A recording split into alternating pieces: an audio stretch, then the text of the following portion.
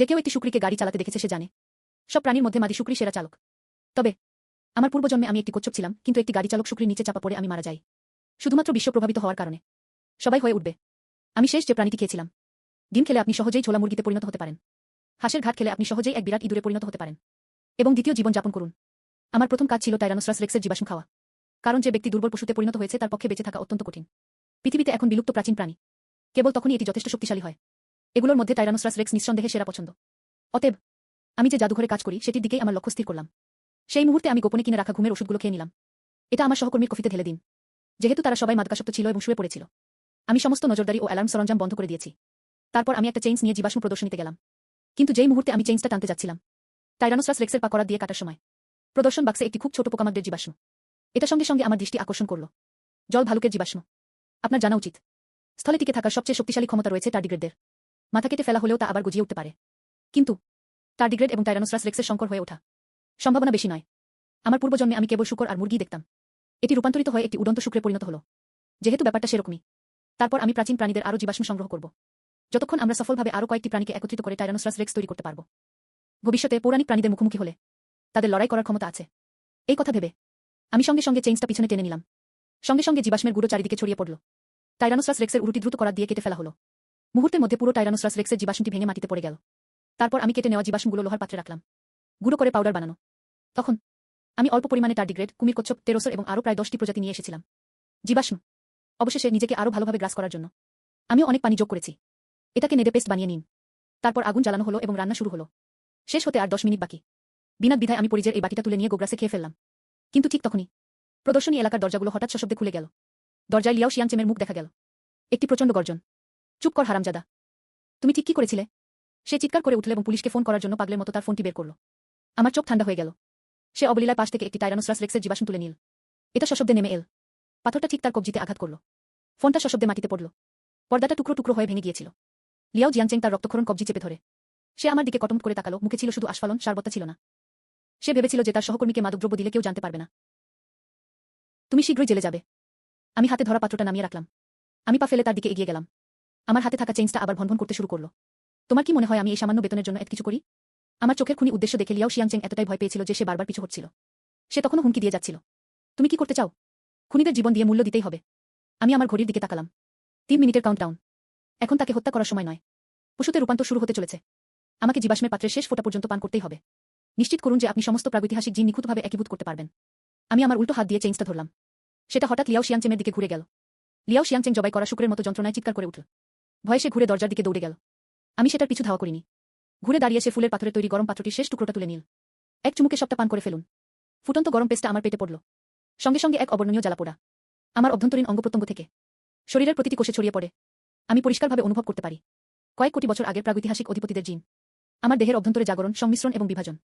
Tyrannosaurus রেক্সের ক্রোধ, টার্ডিগ্রেডের সহনশীলতা, কোয়েটজালকোয়াটলের ক্ষিপ্রতা, কুমিরের আত্মরক্ষার কৌশলগুলো ধীরে ধীরে আমার ডিএনএতে খোদাই হয়ে যাচ্ছে। ঠিক তখনই একটি শীতল, আবেগহীন কণ্ঠস্বর। এটি বিশ্বের সকলের মনে সাড়া জাগিয়েছিল।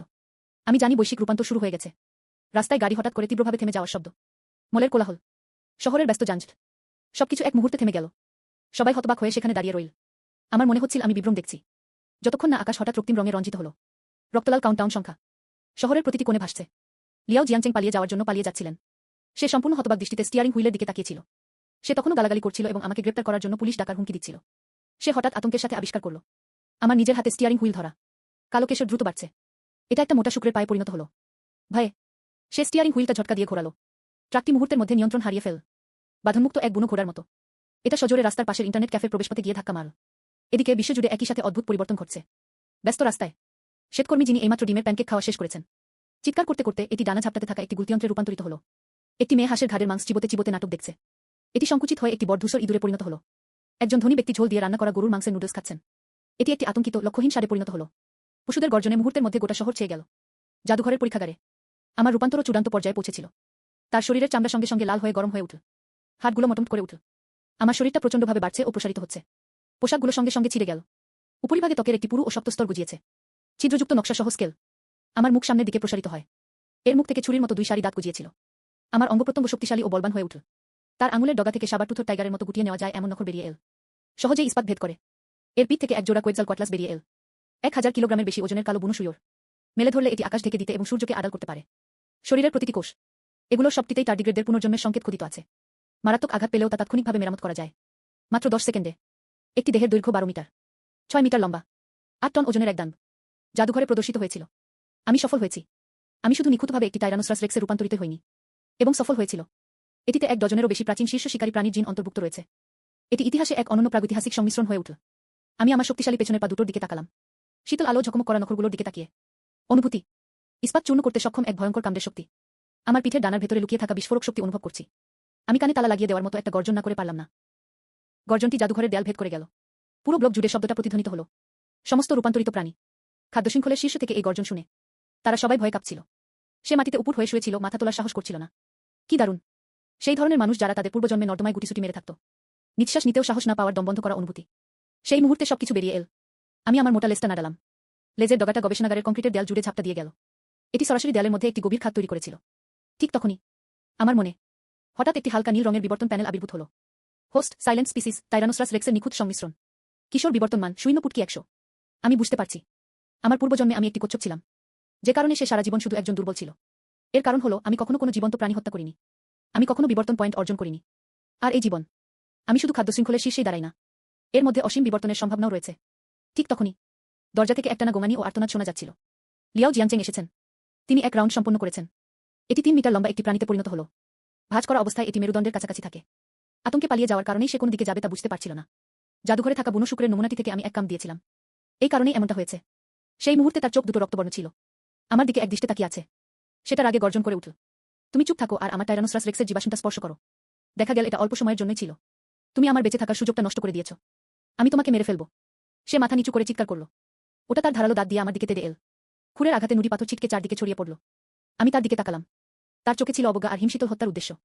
আমার পূর্বজন্মে এই পশুটা আমার বোনকে ছিন্নভিন্ন করে দিয়েছিল। এই জীবনে তিনি নিজেকে উৎসর্গ করার সাহস দেখিয়েছিলেন। লিয়াও শিয়াংচেং, আমি মুখ খুললাম। একটি গভীর অনুরণিত মানব কণ্ঠস্বর। এটি টাইরানোসরাস রেক্সের গলা থেকে এসেছিল। কম্পনের কারণে পুরো প্রদর্শনী হলটি কাঁপছিল। যখন তুমি আমার পূর্বজন্মে আমার বোনকে ছিন্নভিন্ন করে দিয়েছিলে, আমি কখনো ভাবিনি আজ আমি এই পরিস্থিতিতে পড়ব। লিয়াও শিয়াংচেং হঠাৎ হতবাক হয়ে গেল। স্পষ্টতই সে আমার কথা বুঝতে পারেনি, কিন্তু তার চোখের খুনি চাহনি আরো তীব্র হয়ে উঠল। এটা আবার গতি বাড়িয়ে সজোরে আমাকে ধাক্কা দিল। আমি নড়াচড়া না করে স্থির হয়ে দাঁড়িয়ে রইলাম। ঠিক যখন তার বিস্তাত আমার আশ স্পর্শ করতে যাচ্ছিল, আমি হঠাৎ আমার মোটা সামনের থাবাটা তুললাম। তার মাথায় একটা চট পড়ল। একটি খটকটে শব্দ।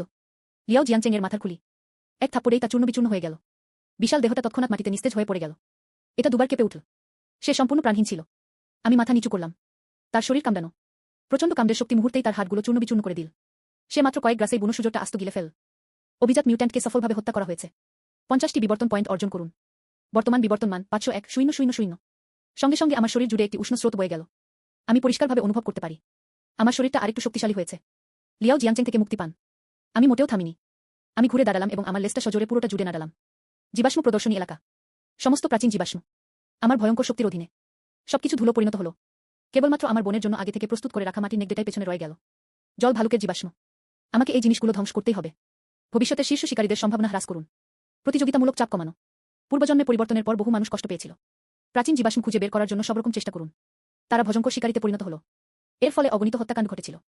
এইসব করার পর আমি লাফ দিলাম। 12 মিটার দীর্ঘ দেহ। এটি জাদুঘরের টেম্পার্ড কাঁচ ভেঙে ভেতরে ঢুকে গেল। সে লাফিয়ে বেরিয়ে এল। আমি অবতরণ করার সাথে সাথেই তার পেছনের জাদুঘরটি প্রচণ্ড শব্দে ধসে পড়ল। আমি এইমাত্র যে প্রভাব ফেলেছি তার কারণে পুরো ভবনটির ভারবাহী কাঠামো সম্পূর্ণরূপে ধ্বংস হয়ে গিয়েছিল। Plus short circuit. মুহূর্তের মধ্যে ভয়াবহ আগুন জ্বলে উঠল। সকল পাপ ও গোপন কথা পুড়িয়ে ফেল। কিন্তু আমি দ্বিতীয় পদক্ষেপটি নেওয়ার সুযোগই পাইনি। পুলিশের চোখ ধাঁধানো আলোর কারণে আমার পক্ষে চোখ খোলা অসম্ভব হয়ে পড়েছিল। মোট 20টি পুলিশের গাড়ি জাদুঘরটি ঘিরে ফেলেছিল। বন্দুকধারী শত শত পুলিশ কর্মকর্তা। সবগুলো বন্দুকের কালো নলগুলো আমার দিকে তাক করা ছিল।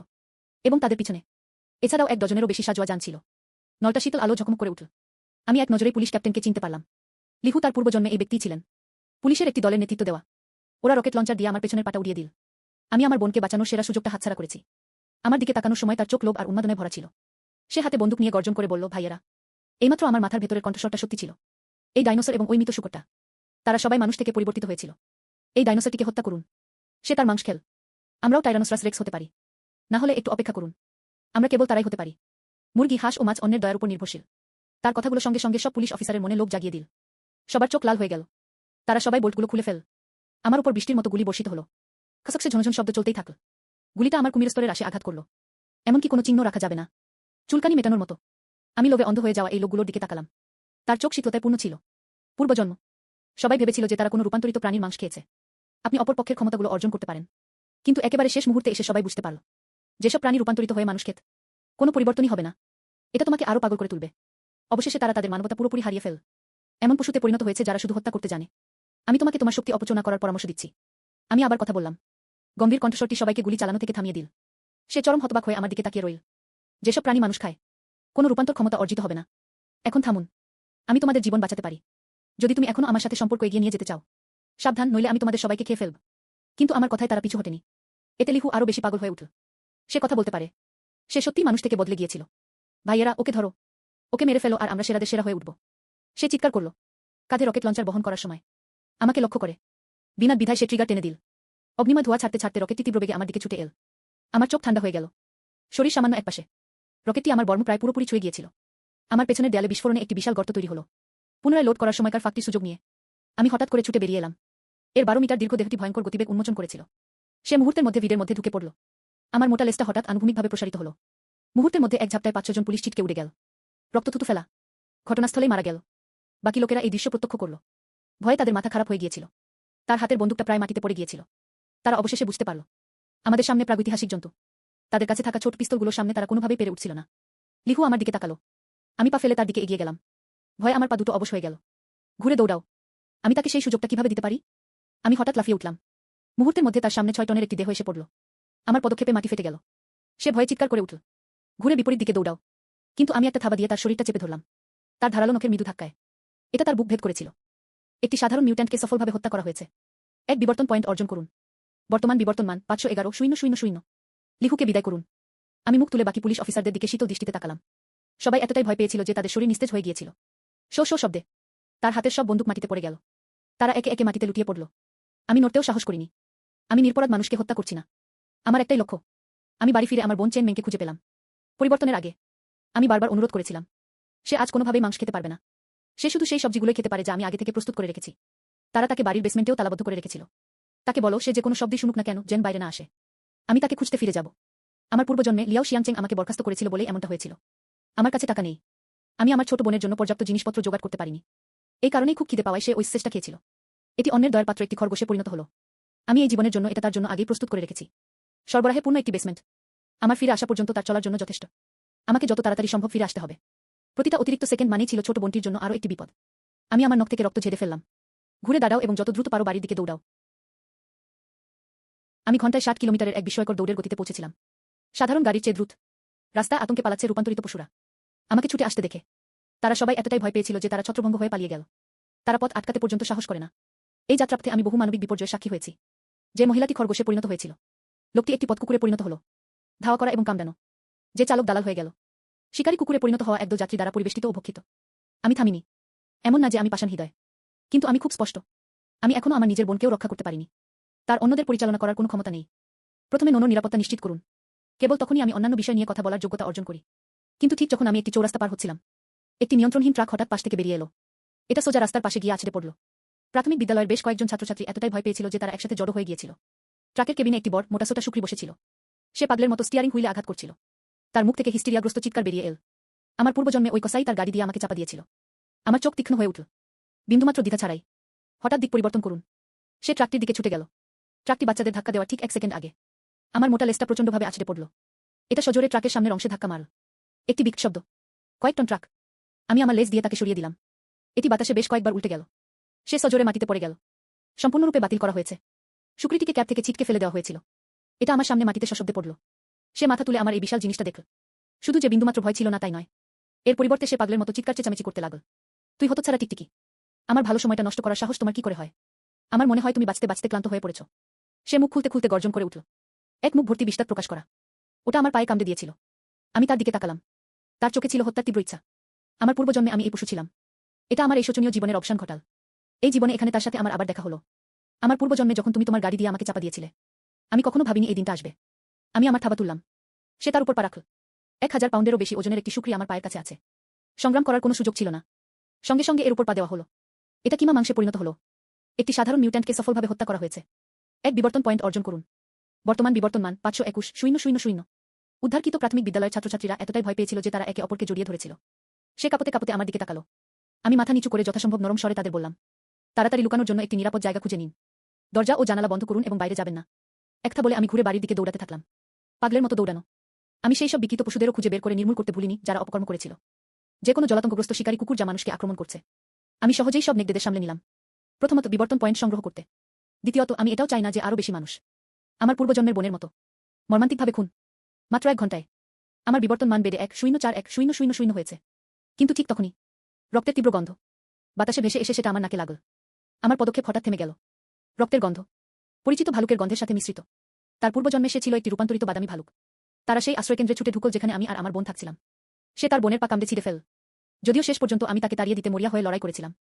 আমার বোনের শরীর থেকে এখনো অনেক রক্তক্ষরণ হয়েছে। সে আমার বাহুতেই মারা গেল। আমি রক্তের গন্ধ অনুসরণ করলাম। সে পা ফেলে পাশের বড় সুপারমার্কেটটির দিকে এগিয়ে গেল। সুপারমার্কেটটির কাচের দরজাটি ভেঙে চুরমার হয়ে গিয়েছিল। প্রবেশপথে বিভিন্ন রক্তমাখা পশুর চামড়া ছড়িয়ে ছিটিয়েছিল এবং মানুষের দেহাবশেষ। ভেতর থেকে একটানা ছেঁড়া ও চিৎকারের শব্দ শোনা যাচ্ছিল। সেখানে একটি বাদামি ভাল্লুকও দম্ভ ভরে গর্জন করছিল। আমি সুপারমার্কেটের প্রবেশপথে হেঁটে গিয়ে ভেতরে উকি দিলাম। একটি দেহের দৈর্ঘ্য 4 মিটার, 1000 পাউন্ডের বেশি ওজনের বাদামি ভালুক সুপারমার্কেটের স্ন্যাক্স সেকশনে দাঁড়িয়ে তারা মাটিতে পড়ে থাকা মৃতদেহগুলো বিনা দ্বিধায় ভক্ষণ করছিল। ওই মৃতদেহগুলো সবাই তার প্রাক্তন সহকর্মী ছিল। তার চারপাশে চিবানো হাড়ের স্তূপ ছড়িয়ে ছিটিয়েছিল। স্পষ্টতই এই রূপান্তরের পরের কয়েক ঘন্টায় এই লোকটি অগণিত মানুষ ও রূপান্তরিত প্রাণী নিহত হয়েছে। সে আমাকে দরজার কাছে দাঁড়িয়ে থাকতে দেখল। শুধু যে বিন্দুমাত্র ভয় ছিল না তাই নয়, পরিবর্তে সে তার ঠোঁট থেকে রক্ত চেটে নিল। সে অবজ্ঞার সাথে গর্জন করে উঠল, বাহ, খাবারটা সত্যি আমার দরজায় চলে এসেছে। একটা অকেজো টিকটিকির এত সাহস কি করে হয় আমার এলাকায় অন্ধকার প্রবেশ করার? আমি তার দিকে তাকালাম। তার চোখে হত্যার উদ্দেশ্য প্রায় উপচে পড়ছিল। এই মুখটাই, ওটাই সেই শব্দ। আমি আমার পূর্বজন্ম কখনো ভুলতে পারব না, এমনকি মৃত্যু পর্যন্ত। ওটা তো শুধু একটা বাদামি ভালুক ছিল। প্রাগৈতিহাসিক অধিপতিকে চ্যালেঞ্জ করার আত্মবিশ্বাস কোথা থেকে আসে? আমি শীতলভাবে কথা বললাম। এই কথা শুনে বাদামি ভালুকটি সে হো হো করে হেসে উঠল। ভালুকটা নিজের 2 থাবা দিয়ে নিজের বুকে ধুকধাক শব্দ করে চাপড় মারল। একটি কিশোর টাইরানোসরাস রেক্স, আমার সামনে ভাব দেখানোর সাহস করিস? আমি আজ তোমাকে দেখাবো ক্রমবর্ধমান শরীরের ভয়ঙ্কর শক্তি। আমি সাথে সাথেই ব্যাপারটা বুঝতে পারলাম। আশ্চর্য হওয়ার কিছু নেই যে সে এতটা নির্ভীক ছিল। আশ্চর্য হওয়ার কিছু নেই যে তার শরীর থেকে রক্তের এত তীব্র গন্ধ আসছিল। সুপারমার্কেট জুড়ে রক্তের দাগ আর লাশ। এটি ইতিমধ্যে শত শত রূপান্তরিত প্রাণী খেয়ে ফেলেছে। এই মুহূর্তে এটি বৃদ্ধির পর্যায়ে প্রবেশ করেছে। আমার বর্তমান বিবর্তন মান মাত্র 1.041.000। এটা এখনো একটি অপরিণত শরীর। সেই মুহূর্তে আমি হতবাক হয়ে গেলাম। বাদামি ভাল্লুকটি স্থান পরিবর্তন করেছে। এর বিশাল দেহ, এটি তার আকারের তুলনায় সম্পূর্ণ অসামঞ্জস্যপূর্ণ এক গতি উন্মোচন করল। এটা এক নিমেষে আমার সামনে ছুটে এলো।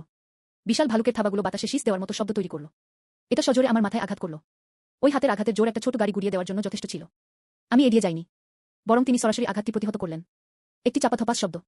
আমার বিশাল শরীরটা অনিচ্ছাকৃতভাবে দুপা পিছিয়ে গেল। আমি মাটিতে 2টি গভীর পদচিহ্ন রেখে গেলাম। এ দৃশ্য দেখে বাদামি ভালুকটা আরো জোরে হাসতে লাগল। তুমি কি ওটা দেখেছ? তোমার শিশুসুলভ শক্তি দিয়ে এটা আমার দাঁতের মাঝে ফাঁক পূরণ করার জন্য যথেষ্ট নয়। আজ তোকে খেয়ে ফেলব, ডাইনোসর। দেখা যাক আমরা আবার বিবর্তিত হতে পারি কিনা। সে গর্জন করতে করতে আবার সামনে তেড়ে গেল। বিশাল ভালুকের থাবার ভেতরে ধারালো নখ লুকানো থাকে। স্পষ্টতই এইমাত্র হওয়া আক্রমণটি ছিল নিছক একটি অনুসন্ধান। এবার সে সত্যিই সিরিয়াস ছিল। কিন্তু সে যা জানত না তা হলো, এইমাত্র তার হাতের তালু থেকে একটা আঘাত খেলাম। আমি শুধু পরীক্ষা করে দেখতে চেয়েছিলাম যে ক্রমবর্ধমান আকৃতিটি আসলে কতটা শক্তিশালী। আরও অজানা যার সাথে আমি একীভূত হয়েছিলাম তা কখনোই কেবল টাইরানোসরাস রেক্সের জিন ছিল না। বাদামি ভাল্লুকটিকে তাদের দিকে তেড়ে আসতে দেখে আমি বিন্দুমাত্র পিছু হটব না। দ্রুত ঘুরে দাঁড়ান। কয়েক টন ওজনের লেজটি প্রচণ্ড শক্তি বহন করত। সে সজোরে ওটা ছুড়ে মারল। আরেকটি বিক শব্দ। আমার লেজটা বাদামি ভালুকটার থাবায় সজোরে ধাক্কা খেল। বাদামি ভালুকটা কখনো আশা করেনি যে আমার লেজে এটা থাকবে। প্রচণ্ড এক ধাক্কায় সে টলে পেছনে পড়ে গেল। বাঘের মুখ ফাটা, রক্ত অবাধে প্রবাহিত হচ্ছিল। কিন্তু তার আত্মবিশ্বাস তবুও বেড়ে গিয়েছিল। সে গর্জন করে বলল, তোমার কাছে শুধু এটুকুই আছে? তুমি কিশোর ডাইনোসর। আমি এটা খাবই বলে স্থির করেছি। সে আবার আমার দিকে ঝাঁপিয়ে পড়ল। সে তার ওজন ব্যবহার করে আমাকে চেপে ধরার চেষ্টা করেছিল। কিন্তু যেইমাত্র সে আত্মতুষ্ট হয়ে উঠেছিল, আমার হা করা মুখ ওটা ইতিমধ্যেই তার ঘাড়ে কামড় বসিয়েছিল। বাদামি ভালুকটা এতটাই ভয় পেয়েছিল যে সঙ্গে সঙ্গে গুটিসুটি মেরে বসে পড়ল। যদিও এটি আমার মারাত্মক কামড় এড়িয়ে গিয়েছিল, কিন্তু সেও প্রায় আর সবার মতোই ছিল। সবাই টাইরানোসরাস রেক্সের সামনের থাবার শক্তিকে অবমূল্যায়ন করেছিল। পূর্বজন্ম। সবাই ভাবত যে টাইরানোসরাস রেক্সের সামনের পাগুলো ছোট ও দুর্বল ছিল। কিন্তু শুধু আমি, এই একজন জীবাশ্ম পুনরুদ্ধারকারী যিনি তার পুরো জীবন টাইরানোসরাস রেক্স নিয়ে গবেষণা করে কাটিয়েছেন। আমি এইমাত্র বুঝতে পারলাম যে যদিও টাইরানোসরাস রেক্সের সামনের থাবাগুলো ছোট ছিল, তবে এর অত্যন্ত শক্তিশালী বিস্ফোরক ক্ষমতা রয়েছে। এক মুহূর্তে শিকারের মাংস ছিঁড়ে ফেলার জন্য যথেষ্ট। আমি হঠাৎ আমার সামনের থাবা দুটো তুললাম। সে তার চোয়াল লক্ষ্য করে একটি শক্তিশালী রাইজিং ড্রাগন পাঞ্চ চালালো। ধারালো সাবার দাঁতযুক্ত বাঘের নখর। মুহূর্তের মধ্যে তা তার চোয়াল ভেদ করে গেল। এটি তার খুলির গভীরে বিদ্ধ হল।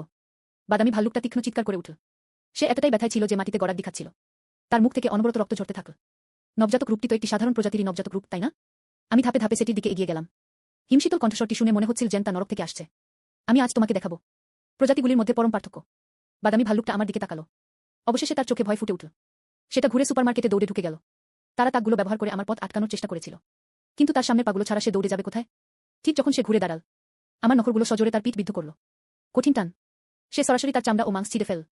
তারপর আমি আমার রক্তিম মুখ খুললাম। এটা তার ঘাড়ে কামড় দিয়েছিল। প্রচণ্ড কামড়ের শক্তি তাৎক্ষণিকভাবে প্রয়োগ করা হয়। সে তার ঘাড়ের মেরুদণ্ড কামড়ে ছিঁড়ে চূর্ণবিচূর্ণ করে দিল। বাদামি ভালুকটির শরীরটা দুবার ঝাঁকি দিয়ে বেরিয়ে এল। সে সম্পূর্ণ প্রাণহীন ছিল। আমি মাথা নিচু করলাম। ধারালো নখ তার পেট চিরে দিল। আমার হাতে একটি গাঢ় কালো ভালুকের পিত্তথলি আবির্ভূত হল। শীর্ষ মাংসাশী হওয়ার পর পশুর অঙ্গপ্রত্যঙ্গের প্রতি আমার একটি সহজাত আকর্ষণ আছে। আমি ভালুকের পিত্ত এক নিঃশ্বাসে গিলে ফেললাম। মুহূর্ত, তীব্র গরমের একটা ঝলক আমার সারা শরীর জুড়ে বয়ে গেল। প্রাপ্তবয়স্ক রূপান্তরিত বাদামি ভালুকটিকে সফলভাবে হত্যা করা হয়েছে। 100 বিবর্তন পয়েন্ট অর্জন করুন। বর্তমান বিবর্তন মান 2041,000। আমি মুহূর্তের জন্য হতবাক হয়ে গেলাম। অত্যন্ত আনন্দিত। একজন সাধারণ মিউট্যান্টকে হত্যা করুন। আপনি কেবল একটি বিবর্তন পয়েন্ট অর্জন করতে পারবেন। একটি পূর্ণবয়স্ক প্রাণীকে হত্যা করলে সরাসরি 100 পয়েন্ট পাওয়া যেতে পারে। এটি একটি গুণগত উল্লঙ্ঘন। ঠিক যখন আমি বাদামি ভালুকের মৃতদেহটি প্রক্রিয়াজাত করা চালিয়ে যাওয়ার প্রস্তুতি নিচ্ছিলাম, হঠাৎ দূর থেকে কানে তালা লাগানোর মতো একটি গর্জন শোনা গেল। ট্যাঙ্কের ট্র্যাক এবং সাজোয়া যানের ইঞ্জিনের শব্দ, হেলিকপ্টারের রোটরের শব্দ, দূর থেকে কাছে। বিশ্বাসটা ক্রমশ আরও স্পষ্ট হয়ে উঠছে। আমার মুখ সঙ্গে সঙ্গে কালো হয়ে গেল। আমি জানি যে মানব নিপীড়নের প্রথম ঢেউ শুরু হয়ে গেছে। পূর্বজন্মে পশুতে রূপান্তরিত হওয়ার 3 ঘণ্টা পর মানব সেনাবাহিনী একটি পূর্ণাঙ্গ অভিযান শুরু করল। শহরের সমস্ত রূপান্তরিত প্রাণী নির্বিচার পরিষ্কার। সেই সব রূপান্তরিত পশুরা শহরের এলাকা দখল করে নিয়েছে। এগুলোই তাদের পরিষ্কার করার প্রধান লক্ষ্য। আর এখন আমি, এমনকি যদি এটি 1 ডজনেরও বেশি প্রাচীন জিনের সংমিশ্রণ হয়, যখন মানুষের ভারী আগ্নেয়াস্ত্রের মুখোমুখি হয়, জয়ের এখনও কোনো নিশ্চিত সম্ভাবনা নেই। বিশেষ করে ট্যাঙ্কের বর্মভেদকারী গোলা, সশস্ত্র হেলিকপ্টারের আকাশ থেকে ভূমিতে নিক্ষেপযোগ্য ক্ষেপণাস্ত্র। এই মুহূর্তে তা আমার মারাত্মক ক্ষতি করার জন্য যথেষ্ট হবে। আরও গুরুত্বপূর্ণভাবে, আমার বোন এখনও বাড়িতে আমার জন্য অপেক্ষা করছে। আমি এখানে দেরি করতে পারি না। আমি ঘুরেই সঙ্গে সঙ্গে কাছের জঙ্গলে ছুটে গেলাম। ঘন গাছগুলো আমাকে সেনাবাহিনীর দৃষ্টি থেকে আড়াল করতে সাহায্য করতে পারে। এটি ট্যাঙ্ক ও সাজোয়া যানের পথও আটকে দিতে পারে। কিন্তু আমি সবেমাত্র জঙ্গলে ঢুকেছিলাম। প্রধান সড়কে মানুষের এক বিশাল কালো বাহিনী আবির্ভূত হল। 1 ডজনেরও বেশি ট্যাঙ্ক, কয়েক ডজন সাজোয়া যান, শত শত অস্ত্রশস্ত্রে সজ্জিত সৈন্য। তারা সুন্দরভাবে সারিবদ্ধভাবে দাঁড়াল। আমি যেখানে আছি সেদিকে নির্দেশনা চলে এসেছে। এসকে কেন এই সময় এই পরিস্থিতির সম্মুখীন হতে হলো? আমি তৎক্ষণাৎ দম বন্ধ করে রাখলাম। বনের গভীরে ঝোপের আড়ালে নিশ্চয়ভাবে লুকিয়ে আছে। আশা করি এই দলটি শীঘ্রই রওনা হতে পারবে। কিন্তু পরিকল্পনা অনুযায়ী সবকিছু ঘটেনি। গঠনের একেবারে সামনে ট্যাঙ্কটি। তারা আসলে জঙ্গলের একেবারে কিনারে এসে থেমেছিল। দেখে মনে হচ্ছে ওরা এখানে বিশ্রাম নেওয়ার পরিকল্পনা করছে। জঙ্গলে লুকিয়ে থাকতেই আমার ভেতরটা মুহূর্তেই উদ্বেগে ভরে গেল। প্রতিটি অতিরিক্ত মিনিট অপেক্ষা করা। ছোট বোনটি আরও বেশি বিপদে আছে। যদি সে আমার কথা না শুনে বেসমেন্ট থেকে দৌড়ে বেরিয়ে যায়, যদি অন্য রূপান্তরিত জন্তুরা বাড়িতে ঢুকে পড়ে, যদি আমি আর ভাবতে সাহস না করি। আমরা আর অপেক্ষা করতে পারছি না। আমি ঘুরে দাঁড়ালাম এবং জঙ্গলের পেছনের দিকে যাওয়ার জন্য প্রস্তুত হলাম। কিন্তু আমার বিশাল 12 মিটার দীর্ঘ শরীর নিঃশব্দে জঙ্গলে ঘুরে বেড়াতে চাই। এটা একেবারেই অসম্ভব। আমি সবেমাত্র 2 পা এগিয়েছিলাম। চারপাশের গাছগুলো মর্মর ধ্বনি তুলে ফিসফিস করে উঠল। জঙ্গলের বাইরে পাহারায় থাকা সৈন্যরা তাদের সঙ্গে সঙ্গেই দেখে ফেল। ঊর্ধ্বতন কর্মকর্তাকে রিপোর্ট করুন। জঙ্গলে কিছু একটা ঘটছে। কিছুক্ষণের মধ্যে একটি গভীর স্থির পুরুষ কণ্ঠস্বর ভেসে এল। সকলেই সর্বোচ্চ সতর্ক অবস্থায় আছে। গতিবিধি পর্যবেক্ষণ করুন। খুব সম্ভবত এটি একটি বড় মাংসাশী জন্তু। মেশিনগানধারীরা পরবর্তী সেকেন্ডের জন্য প্রস্তুত হয়। ভারী মেশিনগানের একটি সারি। তারা জঙ্গলের দিকে এলোপাথারি গুলি চালাতে শুরু করল। আশেপাশের গাছের গুড়িগুলোর উপর বৃষ্টির মতো গুলি বর্ষিত হচ্ছিল। চারিদিকে কাঠের টুকরো উঠছে। তারপর ট্যাঙ্কটির কামানটি ধীরে ধীরে ঘুরতে লাগল। যেখানে গাছগুলো কাঁপছে, একটিমাত্র গুলি ছোড়া হয়েছিল। আমার চারপাশে বিক শব্দে একটি গোলা বিস্ফোরিত হল। প্রচণ্ড অভিঘাত তরঙ্গ চারপাশের মাটি ছিন্নভিন্ন করে দিল। আমার ডাইনোসোকাস আজ সুরক্ষা দিলেও আমিও সঙ্গে সঙ্গে একটা তীব্র যন্ত্রণাদায়ক ব্যথা অনুভব করলাম। প্রকাশ করতে আমি তৎক্ষণাৎ ইংরেজি অক্ষরের মতো একটি পথ ধরে পালালাম। উন্মত্তের মতো বনের গভীরে ছুটে চলা। কিন্তু এই দৌড়ের কারণেই আমার ডাইনোসরের শরীরের আকৃতি। তারা তাৎক্ষণিকভাবে সেনাবাহিনীর দৃষ্টির সামনে উন্মোচিত হল।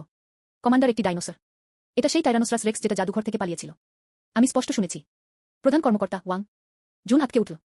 সেটা ছিল তার অতীত জীবন। ইনি হলেন ওয়াং জুন। সেনাবাহিনীর সাথে তারা আমার বোন চেন নুকে নবী বলে ভুল করেছিল। গ্রেপ্তার, মারাত্মক নির্যাতন। তিনি কেন এই বিশৃঙ্খলা সম্পর্কে আগে থেকেই জানতেন তা ব্যাখ্যা করতে তাকে চাপ দেওয়া হয়েছিল। অবশেষে যখন সুনামি আঘাত হানল, সে সরাসরি তার মানসিকভাবে ভেঙে পড়া বোনকে নিয়ে গেল। এটিকে ডুবতে থাকা ডাকুন শহরে নিক্ষেপ করা হয়েছিল। সে বন্যায় ডুবে মারা গেল। আমি জঙ্গলের বাইরে ওয়াং জুনের দিকে একদৃষ্টে তাকিয়ে রইলাম। তার চোখের খুনের উদ্দেশ্যটা প্রায় জমাট বেঁধে গেল।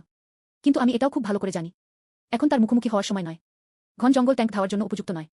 কিন্তু তাদের কাছে থাকা বিপুল অস্ত্রশস্ত্র, এটি এখনও আমার জন্য মারাত্মক হুমকি হয়ে দাঁড়াতে পারে। তাছাড়া এবার তাদের লক্ষ্য কাইশু কাউন্টি থেকে রূপান্তরিত পশুদের নির্মূল করাই এর উদ্দেশ্য। শহরে অপরিবর্তিত মানুষদের রক্ষা করুন। আমার ছোট বোন কাইশু কাউন্টিতে থাকে।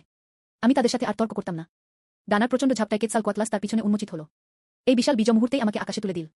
কাইশুশিয়ানের দিকে দ্রুত উড়ে যাচ্ছে। তার পিছনে ওয়াং জুন। আকাশে আমার অবয়ব মিলিয়ে যেতে দেখছি। তার মুখ ফ্যাকাশে হয়ে গেল। কিন্তু আমরা অসহজভাবে দেখা ছাড়া আর কিছুই করতে পারছিলাম না। কোনো উপায় নেই। 10 মিনিটেরও বেশি সময় ধরে বিমান ভ্রমণের পর আমি অবশেষে কাইশু কাউন্টির উপকণ্ঠে এসে পৌঁছেছি। আমার বাড়ি জেলা শহরে। আমার বোন ভিতরে আছে। আমি শহরের বাইরে একটি ছোট পাহাড়ের উপর দাঁড়িয়েছিলাম, কাউন্টি শহরের দিকে তাকিয়ে। কিন্তু আমি আমার চোখের সামনে যা দেখলাম, কিন্তু এতে আমার মনটা মুহূর্তেই ভেঙে গেল। কাইশু কাউন্টি জুড়ে আগুন ও বিস্ফোরণের শব্দ শোনা গেছে। একটার পর একটা গুলির শব্দ শোনা গেল। এবং যে সশস্ত্র বাহিনী আগে আমাকে আক্রমণ করেছিল, তারা এখন পুরো জেলা শহরটি দখল করে নিয়েছে। কাউন্টি শহরে মিউট্যান্ট পশুরা তাণ্ডব চালাচ্ছে। তাদের সবাইকে হত্যা করা হয়েছে। বেঁচে থাকা মানুষ, সৈন্যরা তাদেরকে জেলা শহরের কেন্দ্রস্থলের চত্বরে জড়ো করল। তাদেরকে সামরিক যানবাহনে করে দলে দলে সরিয়ে নিয়ে যাওয়া হচ্ছে। আমার চোখ দুটো ভিড়ের মধ্যে পাগলের মতো কিছু খুঁজছিল। আমি খুব শীঘ্রই তা দেখলাম। পরিচিত মূর্তি। আমার বোন চেন নু। সে আমার কিনে দেওয়া সাদা পোশাকটা পরেছিল। দুইজন সৈন্য তাকে সজোরে টেনে সামরিক যানটির দিকে নিয়ে গেল। সে প্রাণপণে সংগ্রাম করল। হাতকদার ঘষায় তার কোমর কবজি দুটি ছাল উঠে লাল হয়ে গিয়েছিল। আমার গাল বেয়ে অশ্রু গড়িয়ে পড়ল। সে কাস্তে কাইতে আর চিৎকার করতে করতে বলল, আমাকে টানো না, আমাকে ছেড়ে দাও, আমার ভাই এখনো ফেরেনি। তিনি আমাকে এখানে তার জন্য অপেক্ষা করতে বললেন। আমি যেতে পারি না। এই দৃশ্য দেখে আমার চোখ দুটো সঙ্গে সঙ্গে রক্তবর্ণ হয়ে গেল। এর পুরো শরীর আগে খাড়া হয়ে থাকা আঁশ দিয়ে ঢাকা ছিল। তুই হারামজাদা, আমার বোনকে ছুঁয়ে দেখার সাহস তোর কি করে হয়? আমি তোর মৃত্যু চাই। আমি হঠাৎ উঠে দাঁড়ালাম। আমরা পাহাড় থেকে দ্রুত নেমে যাওয়ার জন্য প্রস্তুত হচ্ছিলাম। কিন্তু ঠিক তখনই জঙ্গল থেকে খসখসে শব্দ এল। এটা আমার দৃষ্টি আকর্ষণ করেছিল। ছুরি হাতে দুই যুবক। সে গাছটির পেছন থেকে বেরিয়ে এল। যে মুহূর্তে তুমি আমাকে দেখবে, ভয়ে তাদের মাথা খারাপ হয়ে গিয়েছিল। সে ধপ করে মাটিতে বসে পড়ল। আরে বাহ, এখানে একটা ডাইনোসর কি করে এলো? চুপ কর, আর গোলমাল করতে থাকলে তোদের সবাইকে খেয়ে ফেলব। আমি শীতলভাবে কথা বললাম। তাদের দিকে ধারালো নখর তাক করা হয়েছিল। তুমি কে? আমরা এখানে কেন এসেছি? বয়স্ক পুরুষদের মধ্যে একজন। সে দ্রুত তার ছোট ভাইকে নিজের আড়ালে লুকিয়ে ফেল। সে কাঁপতে কাঁপতে বলল, ডাইনোসর ভাই উ। আমরা এই শহরের বাসিন্দা। জেলা শহরের সৈন্যরা জনগণকে মোটেও রক্ষা করছে না। তারা পুরুষদের বাধ্যতামূলকভাবে সেনাবাহিনীতে ভর্তি করছে। তারা আমাদেরকে ওই রূপান্তরিত পশুদের বিরুদ্ধে লড়াই করার জন্য সম্মুখ সমরে নিয়ে যেতে চায়। সেনাবাহিনীতে বাধ্যতামূলকভাবে যোগ দেওয়া এড়াতে আমরা পালিয়ে গিয়েছিলাম। ডাইনোসর ভাই, দয়া করে আমাদের জীবন রক্ষা করুন। আমি তাদের দিকে তাকালাম। সে তৎক্ষণাৎ শান্ত হয়ে গেল। আমি এই দুজনকে চিনি। তাদের পূর্বজন্মে তারাই দুজন ওয়াংজুনকে পথ দেখিয়েছিলেন। তারা আমার বোনের আশ্রয়স্থলে হানা দিয়েছিল। এই কারণেই ওয়াংজুন আমার বোনকে নিয়ে গিয়েছিল। এই মুহূর্তে এগুলো খুব কাজে আসে। আমি হঠাৎ আমার নখগুলো বের করে দিলাম। সে ছোট ভাই ওয়াংশেংকে বাহু দিয়ে জড়িয়ে ধরল। সে তার ভাই ওয়াং ইয়ানকে শীতল কণ্ঠে বলল, তুমি এখন পাহাড় থেকে নেমে যাচ্ছ, গিয়ে আমার জন্য একজনের ব্যাপারে খোঁজ নিয়ে এসো। চেন নু নামের একটি মেয়ে। সে হেজি স্ট্রিটের পঞ্চম বাড়িতে থাকে। আমাকে জানতে হবে তাকে কোথায় নিয়ে যাওয়া হচ্ছে। যদি তুমি চালাকি করার সাহস করো অথবা রিপোর্ট করো। আমি তৎক্ষণাৎ তাকে খেয়ে ফেললাম। ওয়াংশেং আমার থাবায় আটকে গিয়েছিল। ভয়ে তার মুখ সাদা হয়ে গিয়েছিল। সে চিৎকার করে বলল, ভাই, আমার ভাইকে বাঁচাও। দুশ্চিন্তায় ওয়াং ইয়ান প্রচণ্ড ঘামছিল। সে দ্রুত মাথা নাড়ল। ডাইনোসর ভাই, তাকে আঘাত করো না। আমি এখনই যাব। আমি এখনই যাব। একথা বলে সে ঘুরে পাহাড় থেকে পাগলের মতো দৌড়ে নাম। আমি পাহাড়ে বসেছিলাম। নখরগুলো ওয়াংশেংয়ের উপর সজোরে চেপে বসল। তার দৃষ্টি পাহাড়ের নিচের চত্বরটির দিকে স্থির ছিল। আমার বুক ধরফর করছে। ননো তার ভাইয়ের জন্য অপেক্ষা করে। তোমার ভাই তোমাকে বাঁচাতে এখনই আসছে। এই জীবন, আমি তোমাকে আর কোনো অবিচার সহ্য করতে দেব না। 12 মিনিট পরে হঠাৎ পাহাড়ের নিচ থেকে একটি মোটরসাইকেলের শব্দ শোনা গেল। গর্জন। ওয়াং ইয়ান একটি চোরাই মোটরসাইকেল চালাচ্ছিল। তারা পাগলের মতো পাহাড় বেয়ে ছুটে উঠল। এবং তার পিছনে একদল সৈন্য গাড়িতে করে তাদের ধাওয়া করল। তিনি পাহাড়ে না যাওয়ার জন্য ক্রমাগত সতর্ক করছিলেন। তাকে তাড়াতাড়ি ধরো। ওয়াং ইয়ান ছুটে পাহাড়ের পাদদেশে গেল। গাড়িটা সোজা ঘন জঙ্গলের মধ্যে ঢুকে গেল। পুলিশি কুকুর সহ সৈন্যরা তাদেরকে জঙ্গলের প্রবেশদ্বার পর্যন্ত ধাওয়া করল। কিন্তু এটা হঠাৎ থেমে গেল। সাধারণ দিনেও যদি তারা বাঘের মুখোমুখি হয়, পুলিশের কুকুর যারা সাহস করে ঝাঁপিয়ে পড়ে এবং লড়াই করে, এই মুহূর্তে সে তার দুই পায়ের মাঝে গুটিসুটি মেরে সারা শরীর কাঁপছিল। সে মাটিতে শুয়ে রইল আর এক পাও এগোতে রাজি ছিল না। কি হয়েছে? পুলিশের কুকুরটি হাঁটছে না কেন? পাহাড়গুলোতে নিশ্চয়ই কোনো গোলমাল আছে। এবং এই মুহূর্তে ওয়াং ইয়ান ততক্ষণে হাঁপাতে হাঁপাতে আমার কাছে ছুটে এসেছিল। ফ্যাকাশে মুখে সে বলল, ডাইনোসর ভাই উ, যে মেয়েটির ব্যাপারে তুমি আমাকে খোঁজ নিতে বলেছিলে, তাদেরকে ইতিমধ্যেই বাসে তুলে দেওয়া হয়েছে। তারা তাকে ডাকুন শহরের সদর দপ্তরে নিয়ে যেতে যাচ্ছিল। বিগ কুইন্সি এই 3টি শব্দ শুনেছিল। আমি সঙ্গে সঙ্গে উদ্বিগ্ন হয়ে পড়লাম। আমার পায়ের পাতা থেকে সোজা মাথার চূড়া পর্যন্ত একটা ঠান্ডা স্রোত বয়ে গেল। তার পূর্বজন্মে পশুতে রূপান্তরের 1 মাস পর মহান কুনুসের জন্ম হয়েছিল। এটি এক অভূতপূর্ব সুনামির সম্মুখীন হবে। 1 মিটার উঁচু বিশাল ঢেউ। এটি ডাকুন শহরকে সম্পূর্ণরূপে ডুবিয়ে দেবে। শহরের লক্ষ লক্ষ মানুষের মধ্যে প্রায় কেউই বেঁচে থাকেনি। আমার পূর্বজন্মের বোন ওই সুনামিতে মারা গিয়েছিল। না, একদমই না। আমি কিছুতেই নুনুকে ডাকুন শহরে নিয়ে যেতে দিতে পারি না। আমি বিরক্তি ভরে মুখ তুলে তাকালাম। সেটা কানে তালা লাগিয়ে দেওয়ার মতো এক ড্রাগনের গর্জন করল। গর্জনটি পাহাড় ও জঙ্গল ভেদ করে গেল। পুরো কাউন্টি জুড়ে ধ্বনিটি প্রতিধ্বনিত হলো। পাহাড়ের পাদদেশের সৈন্যরা হঠাৎ বুঝতে পারল। আশ্চর্য হওয়ার কিছু নেই যে পুলিশের কুকুরগুলো পাহাড়ে যেতে ভয় পায়। দেখা গেল যে টাইরানোসরাস রেক্স এখানেই লুকিয়েছিল। দলের নেতা ওয়াংজুন আমার গর্জন শুনতে পেলেন। রাগে তার মুখ ফ্যাকাশে হয়ে গেল। ডাইনোসরটি ভয়ঙ্করভাবে গর্জন করল। এটা একেবারেই জঘন্য। ওরা সারাক্ষণ আমাদের অনুসরণ করছে। অবিলম্বে সৈন্যদল একত্রিত করে শিকারে পাহাড়ে যাও। আজকে আমাদের এটা শেষ করতেই হবে। মুহূর্তের মধ্যে সম্পূর্ণ অস্ত্রশস্ত্রে সজ্জিত সৈন্যদের 3টি পূর্ণাঙ্গ স্কোয়াড নেতৃত্ব দিল। পাহাড়ের দিকে ভারী গোলাবর্ষণ ধেয়ে আসতে শুরু করল। ছুটে আসা সৈন্যদের দিকে তাকিয়ে আমার চোখে ভয়ের কোনো চিহ্ন ছিল না, বরং তা এক হিংসিত হত্যার অভিপ্রায় পরিপূর্ণ ছিল। যেহেতু তুমি নিজের ইচ্ছায় আমার কাছে এসেছ, তাহলে অভদ্রতার জন্য আমাকে দোষ দেবেন না। আমি ওয়াংশেংকে একপাশে ছুড়ে ফেলে দিলাম। সে তাকে বেরিয়ে যেতে চিৎকার করে বলল, এখানে আমার পথে বাধা দিও না। এইমাত্র দৌড়ে আসা ওয়াংশেং ও ওয়াং ইয়ানের মনে হলো যেন তারা ক্ষমা পেয়ে গেছেন। সে দ্রুত পালিয়ে গেল এবং কোনো চিহ্ন না রেখে অদৃশ্য হয়ে গেল। আমার দিকে ছুটে আসা সৈন্যদের উপর আমি সোজা ঝাঁপিয়ে পড়লাম। প্রথম সৈনিকটি এইমাত্র আমাকে দেখতে পেয়েছিল। ভয়ে তাদের মাথা খারাপ হয়ে গিয়েছিল। সে দ্রুত রকেট লঞ্চারটি কাঁধে তুলে নিল। সে আমার উপর গুলি চালিয়েছিল। অগ্নিময় ধোঁয়া ছাড়তে ছাড়তে রকেটটি তীব্র বেগে আমার দিকে ছুটে এল। আমি মাথা কাত করলাম। রকেটটি আমার বর্ম প্রায় পুরোপুরি ছুঁয়ে গিয়েছিল। এটা আমার পেছনের গাছটার উপর টুকরো টুকরো হয়ে গেল। পুনরায় লোড করার সময়কার ফাঁকটির সুযোগ নিয়ে আমি সোজা ভিড়ের মধ্যে ঝাঁপিয়ে পড়লাম। এর মোটা লেজটা হঠাৎ বেরিয়ে এল। মুহূর্তের মধ্যে আমি 5-6 জন সৈন্যকে কোমর ধরে ঝেঁটিয়ে সরিয়ে দিলাম। রক্ত থুতু ফেলা। ঘটনাস্থলেই মারা গেল। অবশিষ্ট সৈন্যরা আমার ভয়ঙ্কর ধ্বংসাত্মক শক্তি প্রত্যক্ষ করল। সঙ্গে সঙ্গে আতঙ্ক। কিছু লোক আমার আসল শারীরিক গড়ন দেখছে। হাতে বন্দুক থাকা সত্ত্বেও তাদের প্রতিরোধ করার সাহস ছিল না। ঘুরে দৌড়াও। কিন্তু আমি কিভাবে তাদের পালানোর সুযোগ দিতে পারি? আমি যুদ্ধক্ষেত্রে আধিপত্য বিস্তার করতে শুরু করলাম। বিশাল দেহটা ভিড়ের মধ্যে তাণ্ডব চালালো। সবাই ছিটকে পড়েছিল ধারালো নখের প্রতিটি আঘাতে। এগুলো সবই একটি জীবন কেড়ে নেবে। মাত্র 1 মিনিটে সৈন্যদের 3টি দল দ্রুত পাহাড় বেয়ে উঠল। আমি ওদেরকে টুকরো টুকরো করে মেরে ফেলেছি।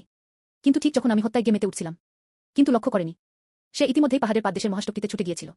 হঠাৎ আমার সামনে একটি ট্যাঙ্ক আবির্ভূত হলো, যে ট্যাঙ্কগুলো আগে গাছের বাধার কারণে পাহাড়ে প্রবেশ করতে পারত না। এটা এখন রাস্তার পাশে পার্ক করা আছে। কামানের কালো নলটা ইতিমধ্যেই আমার দিকে তাক করা ছিল। আমার চোখের মণি হঠাৎ সংকুচিত হয়ে গেল। সৌভাগ্যবশত আমরা একে অপরের খুব ঘনিষ্ঠ ছিলাম। সে আমাকে খুব কাছাকাছি আনলো। ট্যাঙ্কটি গুলি চালানোর ঠিক আগের মুহূর্তেই সুযোগটি নিহিত থাকে। আমি হঠাৎ আমার শক্তি প্রয়োগ করলাম। ট্যাঙ্কের দিকে উন্মত্তের মতো দৌড়াচ্ছে। সে মুহূর্তের মধ্যে তার পাশে ছুটে গেল। ট্যাঙ্ক, তাই না? দেখো, আমি তোমার আবরণটা ছিঁড়ে ফেলি। আমি গর্জন করলাম। সে 2 পা দিয়ে লাফিয়ে উঠল। সে মুহূর্তের মধ্যে ট্যাঙ্কের উপর লাফিয়ে উঠল। 6 টনের দেহটি সজোরে পড়ে গেল।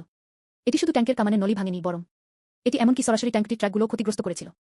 আমি উন্মত্তের মতো ট্যাঙ্কের তলার অংশে সজোরে পা দিয়ে মারালাম। ভেতরে থাকা চালকটি প্রচণ্ড ধাক্কায় জ্ঞান হারিয়ে ফেলেন।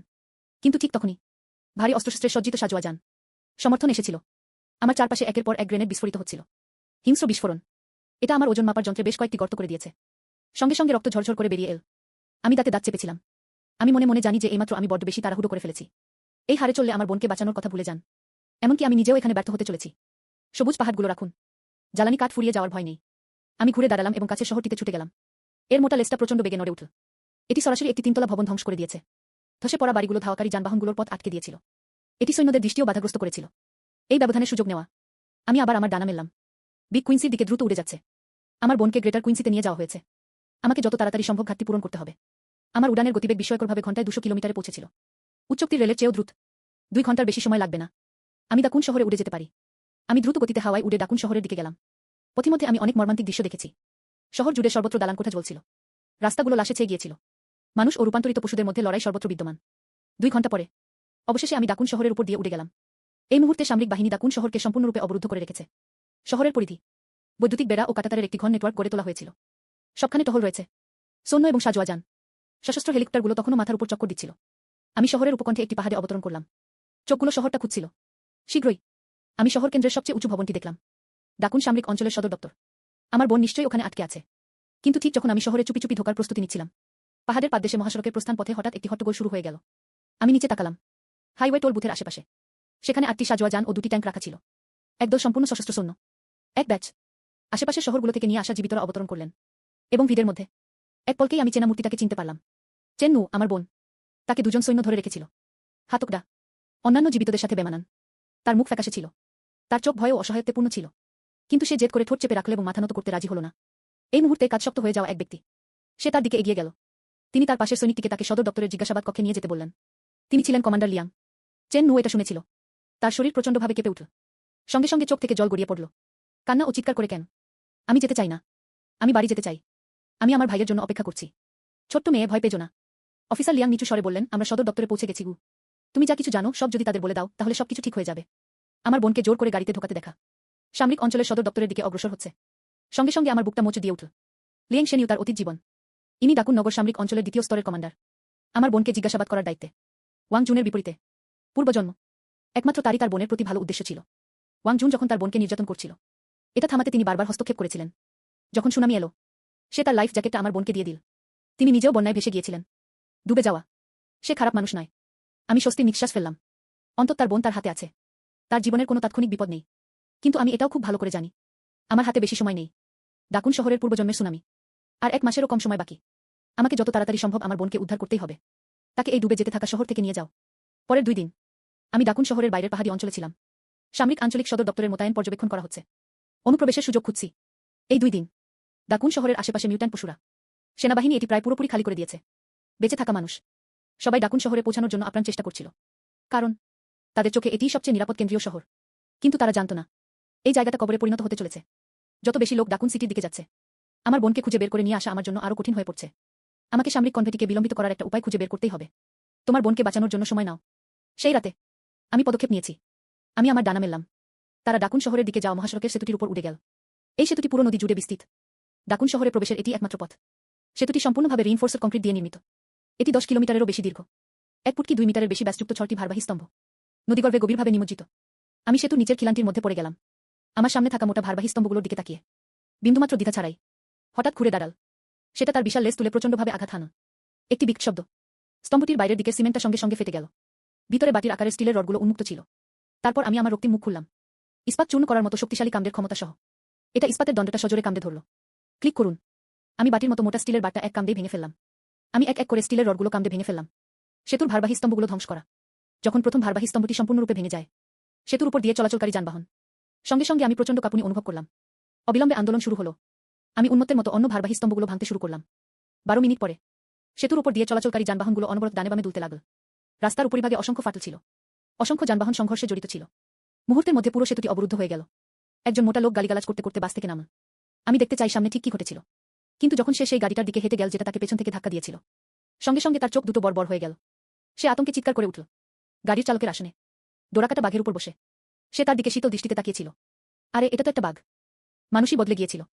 তার চিৎকারে মুহূর্তেই সকলের আবেগ জ্বলে উঠল। কেউ একজন চিৎকার করে বলল, ওকে মেরে ফেলো। যারা পশুতে পরিণত হয় তাদের মৃত্যু প্রাপ্য। তাকে হত্যা করো। ওকে মেরে ফেলো। স্লোগান উঠছিল আর থামছিল। শব্দটার সঙ্গে সঙ্গে পুরো সেতু জুড়ে প্রতিধ্বনিত হলো। চালকের আসনে সাইবেরিয়া জড়ো হওয়া ভিড়ের দিকে তাকিয়ে তার চোখগুলো ঠান্ডা ক্ষতে পূর্ণ ছিল। সেটা কানে তালা লাগিয়ে দেওয়ার মতো গর্জন করে উঠল। লাউথজু এখনো নিজেকে একজন মানুষ হিসেবে বিবেচনা করেন। আমার সাথে ঝামেলা করতে যেও না। আমি ডাকুন শহরের আত্মসমর্পণ কেন্দ্রে যাচ্ছি। শহরগুলো আমাদের মানুষের। তুমি আর মানুষ নও। এক ব্যক্তি চিৎকার করে উঠল। সে তার প্রশিক্ষণের বন্দুকটা তুলে বাঘটার দিকে গুলি করল। গুলিটা বাঘের লোমে লাগল। কেবল একটি স্ফুলিঙ্গ জ্বলে উঠেছিল। সাইবেরিয়ান বাঘটি তৎক্ষণাৎ ক্ষিপ্ত হয়ে উঠল। আমি কোনো সংঘাত চাইনি। তুমি আমাকে এটা করতে বাধ্য করেছ। ভাইয়েরা, বেরিয়ে এসো। বাঘের গর্জনের পর একটি বিশাল গন্ডার ট্রাকটির ছাদ মুহূর্তের মধ্যে উড়ে গেল। সে গাড়ি থেকে দ্রুত বেরিয়ে গেল। অবিলম্বে পরে একটি শক্তিশালী বুনো ইয়াকোতে এল। শেষ চিতাবাঘটি হাওয়ায় উড়ে গেল। একটি সুন্দর বাঘ। এটা বাঘটার পাশে নামল। তাদের ঘিরে থাকা ভিড়টা তৎক্ষণাৎ আতঙ্কিত হয়ে পড়ল। তারা সবাই পিছু হটল। তার হাতের বন্দুকটা অনিয়ন্ত্রিতভাবে কাঁপছিল। একটি প্রশিক্ষণ বন্দুক। তারা এতগুলো শক্তিশালী রূপান্তরিত জন্তুর মোকাবেলা করতে পারে না। চিতাবাঘটা হাই তুলল। সে আলসো ভরে বলল, তখন বলবো আপনি গাড়ি চালাতে পারবেন না। তারা এটা খোলার জন্য জেদ করেছিল আর এখন একটা খারাপ কিছু ঘটে গেছে। সাইবেরিয়ান বাঘটি তাকে উপেক্ষা করল। সে গাড়িটাকে সজোরে টানল। সে ভিড়ের দিকে গর্জন করে বলল, মরতে না চাইলে আমার পথ থেকে সরে যাও। কিন্তু ঠিক তখনই সেতুর নিচ থেকে একটি প্রচণ্ড কম্পন অনুভূত হল। পুরো সেতুটা প্রচণ্ডভাবে কাঁপতে শুরু করল। রাস্তার উপরিভাগের ফাটলগুলো ক্রমশ বড় থেকে বড় হচ্ছে। আরো গভীরে, আরো গভীরে। সবাই সঙ্গে সঙ্গে আতঙ্কিত হয়ে পড়ল। আমি অন্য কিছু নিয়ে পরোয়া করি না। বাঘটা চিৎকার করে দৌড়াতে উদ্যত হল। কিন্তু ঠিক তখনই আবার একজন মহিলার আর্তনাদ শোনা গেল। সবাই তার দৃষ্টি অনুসরণ করল। সেতুর নিচে একটি বিশাল টাইরানোসরাস রেক্স। সে ধীরে ধীরে বেরিয়ে গেল। আমি ছিলাম সেই সোনালী চিতা। চোখ দুটো সামান্য শুরু করে। সে সতর্কভাবে আমার দিকে তাকালো। এখানে ডাইনোসর কিভাবে থাকতে পারে? এমনটা কি হতে পারে যে সেও সেখানে আত্মসমর্পণ করতে গিয়েছিল? সাইবেরিয়ান বাঘটির সঙ্গে সঙ্গে কিছু একটা গড়বড় টের পেল। আমার পেছনের ভাঙা ভারবাহী স্তম্ভটির দিকে তাকিয়ে সে গর্জন করে বলল, এটা ঠিক না। সে সেতুটি ধ্বংস করছিল। তাকে দ্রুত থামান। কিন্তু তার পাশে থাকা গন্ডারটি একটি চিন্তার উদ্রেককারী প্রশ্ন উত্থাপন করেছিল। আমরা কি ডাইনোসরের সাথে লড়াই করতে পারি? তুমি কিসের ভয় পাচ্ছ? আমরা 4 জন মিলেও একটা গন্ডারকে হারাতে পারি না। সাইবেরিয়ান বাঘ গর্জন করল। এটা সোজা আমার দিকে ঝাঁপিয়ে পড়ল। হে ডাইনোসর, তুমি কেন সেতুটি ধ্বংস করলে? আমরা গ্রেটার কুইন্সিতে যাচ্ছি। মানুষের পাশাপাশি রূপান্তরিত পশুদের বিরুদ্ধে লড়াই। আমাদের মাতৃভূমি রক্ষা করুন। আপনি আমাদের কেন আটকাচ্ছেন? আমি তার দিকে তাকালাম। আমি না হেসে পারলাম না। তুমি হাসছো কেন? সাইবেরিয়ান বাঘ গর্জন করল। তুমি কি সব মানবতা হারিয়ে ফেলেছ? খুবই ছেলে মানুষই। আমি শীতলভাবে কথা বললাম। আপনি ভেবেছিলেন আপনি গ্রেটার কুইন্সিতে গিয়েছিলেন। মানুষ তোমাকে গ্রহণ করবে। ওরা তোমাকে শুধু গিনিপিগ হিসেবে ব্যবহার করবে। তোমাকে ব্যবচ্ছেদ করা। তোমার পূর্বজন্মগুলো অধ্যয়ন করো। তোমরা 4 জন টাউচেমে গিয়েছিলে। মানুষেরা তাদের ধরে জীবন্ত অবস্থায় ব্যবচ্ছেদ করেছিল। সাইবেরিয়ান বাঘ হতবাক। সে যে আমার কথা বোঝেনি তা স্পষ্ট। কিন্তু এটা তবুও হাল ছাড়ল না। এটা আবার আমার উপর ঝাঁপিয়ে পড়ল। এর সাথে তর্ক করে সময় নষ্ট করার মতো আলসেমি আমার আছে। হঠাৎ ছুড়ে ফেলা হলো। এর লেজটা সজোরে নিজের শরীরে আছড়ে পড়ল। একটি বিকট শব্দ। সাইবেরিয়ান বাঘগুলো ছেঁড়া সুতোর ঘুড়ির মতো এটা সজোরে মাটিতে আছড়ে পড়ল।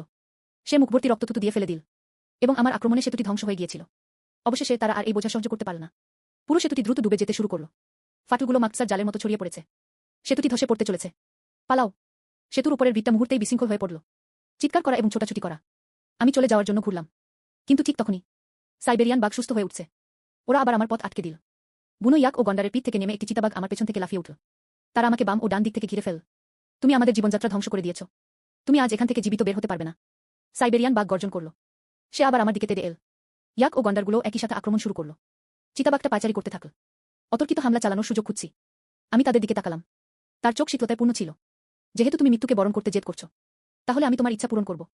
আমি হঠাৎ আমার শক্তি প্রয়োগ করলাম। সে সাইবেরিয়ান বাঘটির দিকে তেড়ে গেল। সে তার ঘাড়ে কাম বসিয়ে দিল। সে দ্রুত সরে গেল। কিন্তু আমার সামনের থাবাগুলো ততক্ষণে সজোরে তার শরীরে আঘাত করেছিল।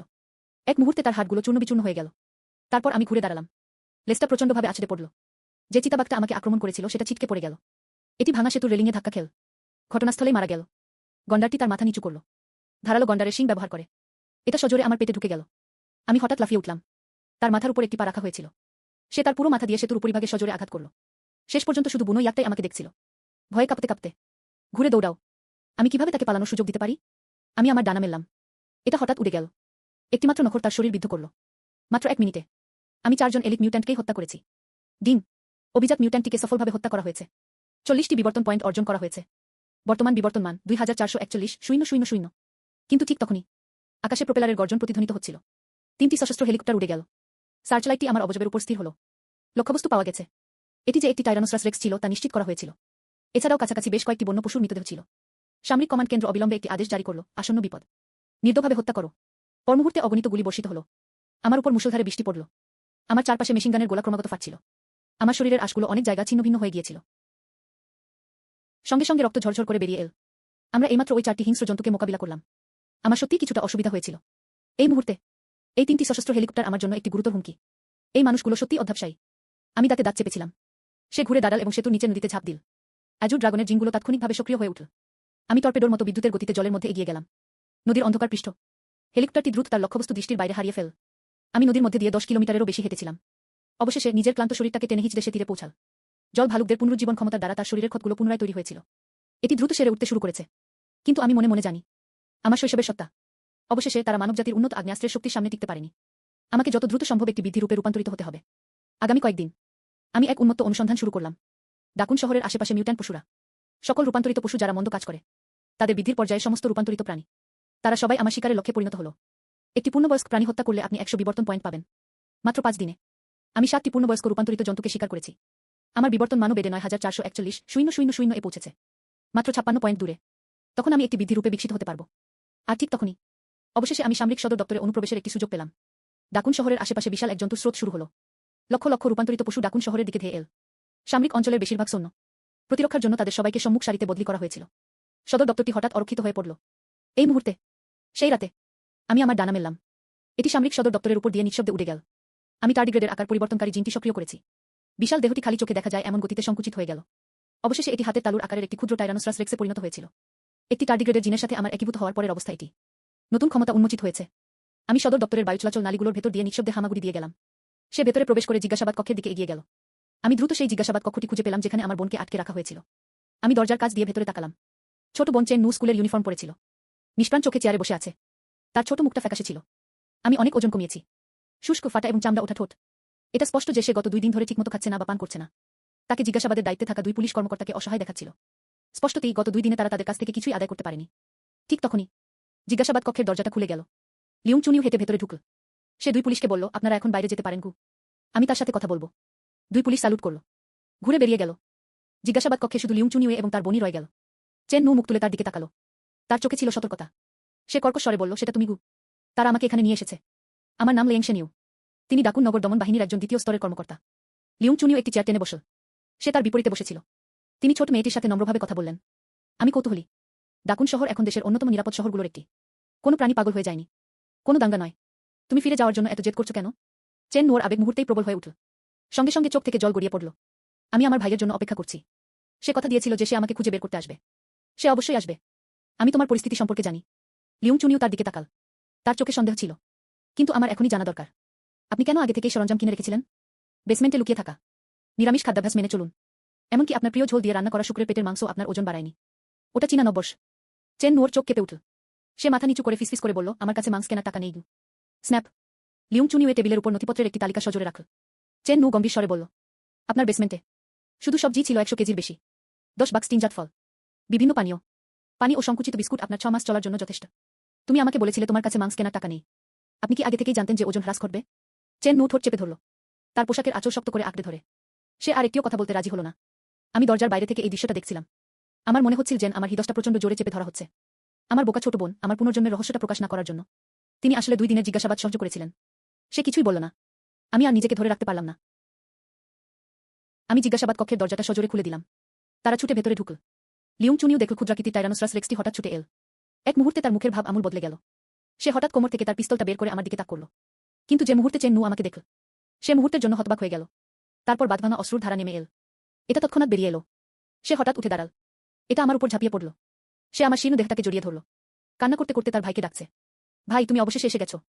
আমি জানতাম তুমি আমাকে বাঁচাতে আসবে। আমি আমার মাথা দিয়ে তার মুখটা ঘষলাম। এমন এক স্বরে যা কেবল আমরা দুজনই শুনতে পাই। সে মৃদুস্বরে বলল, নো। দুঃখিত ভাই, আমার দেরি হয়ে গেছে। আপনার যে কষ্ট হয়েছে তার জন্য আমি দুঃখিত। লিউং চুনিউ তার সামনের দৃশ্যটির দিকে তাকাল। পুরোপুরি হতবাক। তার হাতের বন্দুকটা প্রায় মাটিতে পড়ে গিয়েছিল। সে এটা কখনো আশা করেনি যে টাইরানোসরাস রেক্সটা হঠাৎ করে ঢুকে পড়ল। জানা গেল সে চেন নুর ভাই। তিনি তৎক্ষণাৎ প্রতিক্রিয়া দেখালেন। চেন নু কেন পরিবর্তনগুলো সম্পর্কে আগে থেকেই জানত? সে কেন সবকিছু আগে থেকে প্রস্তুত করে রেখেছিল? কারণ তার ভাই আগে থেকেই এসব জানত। আমি উপরের দিকে তাকালাম। সে লিয়াং ঝেনিউয়ের দিকে শীতল দৃষ্টিতে তাকালো। দেহটি খালি চোখে দৃশ্যমান গতিতে দ্রুত বৃদ্ধি পায়। 1 মিটার, 3 মিটার, 5 মিটার, 10 মিটার মাত্র কয়েক সেকেন্ডে। আমি আমার বিশাল 12 মিটার দীর্ঘ শরীরটি ফিরে পেলাম। আমার শরীরের আঘাতে মুহূর্তের মধ্যে পুরো জিজ্ঞাসাবাদ কক্ষটা ছিন্নভিন্ন হয়ে গেল। বিস্ফোরণের ধাক্কায় লিউং চুনিও ছিটকে পড়েছিল। সে করিডোরে সজোরে পড়ে গেল। সে তার সামনে থাকা বিশাল প্রাণীটির দিকে তাকাল। তার চোখ বিস্ময়ে পূর্ণ ছিল। পুরো সামরিক সদর দপ্তর হতবাক হয়ে গিয়েছিল। হঠাৎ একটি তীক্ষ্ণ অ্যালার্ম বেজে উঠল।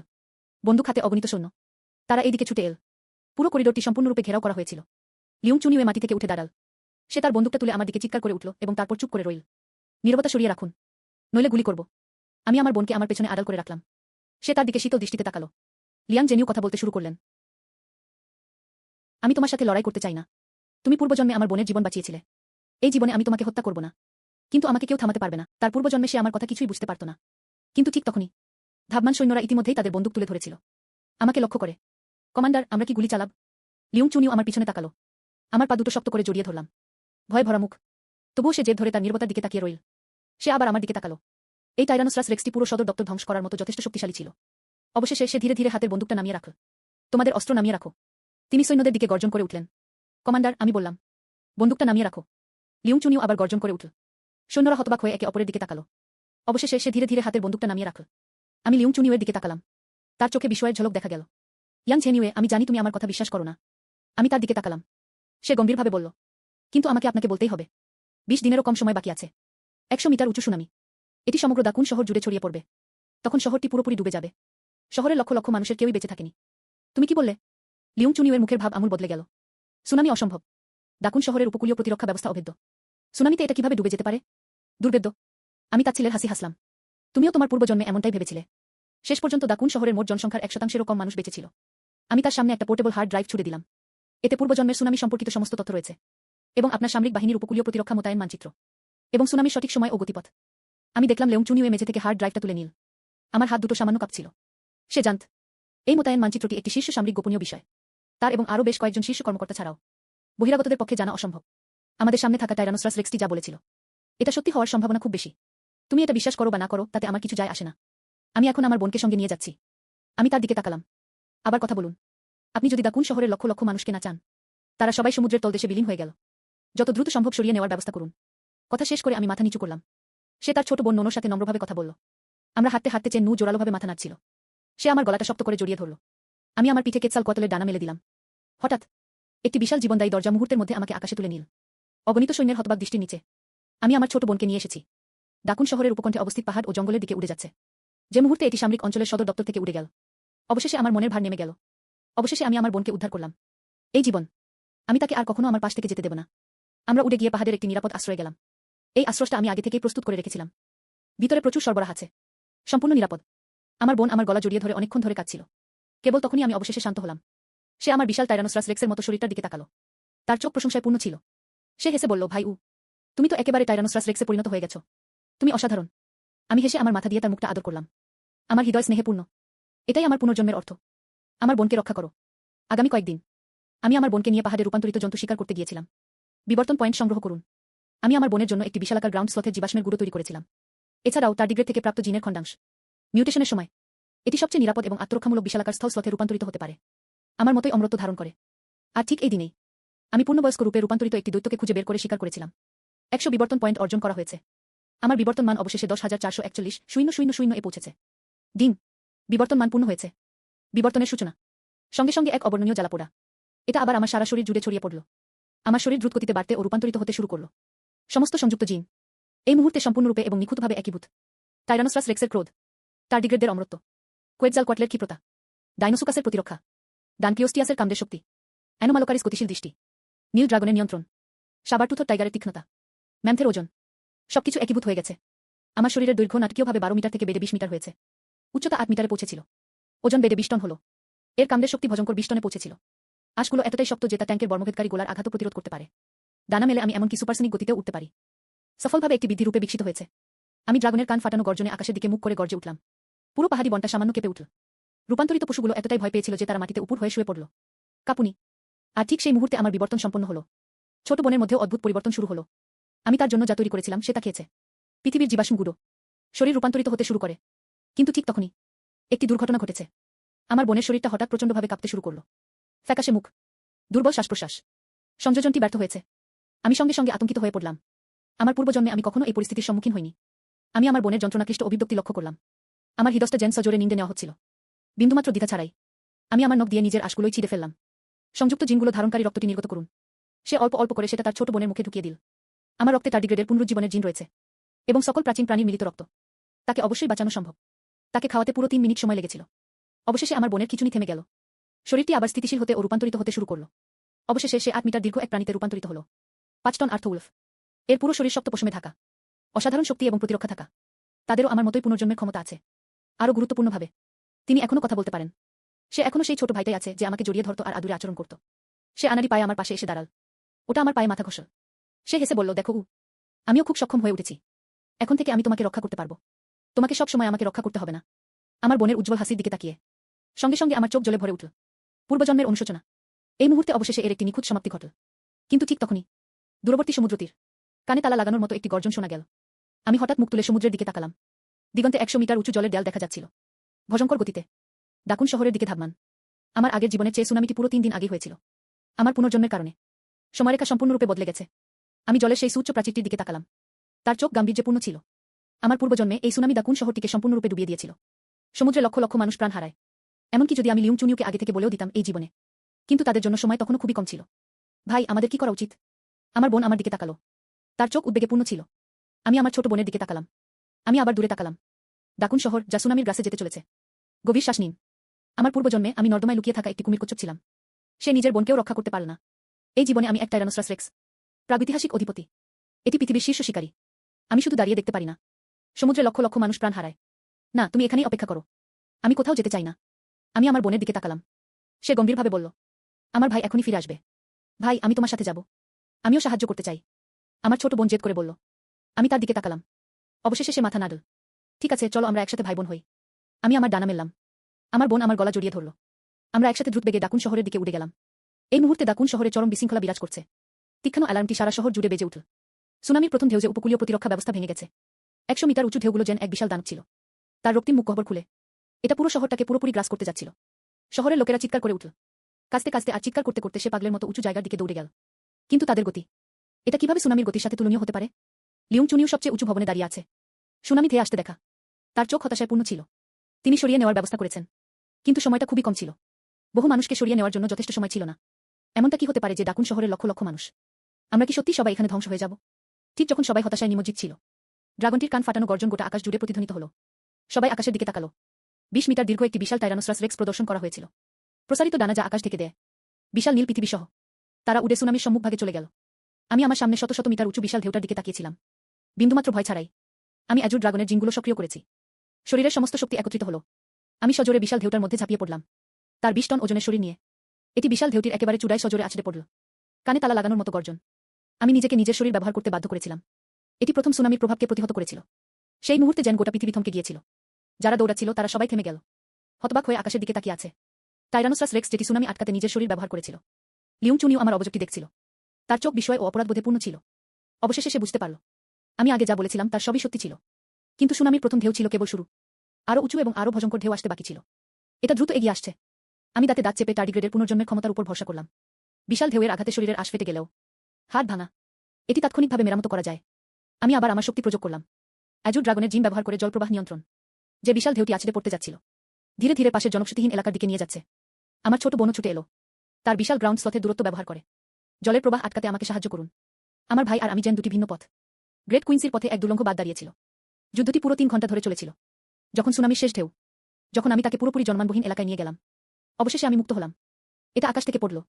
সে সজোরে সেকতে আছড়ে পড়ল। আমার ছোট বোন সঙ্গে সঙ্গে ছুটে এলো, মাথা ধরে। সে চিৎকার করে বলল, ভাই, ভাই, তুমি ঠিক আছো তো? আমি হাঁপাচ্ছিলাম। সে তার মাথা দিয়ে নিজের মুখ ঘষল।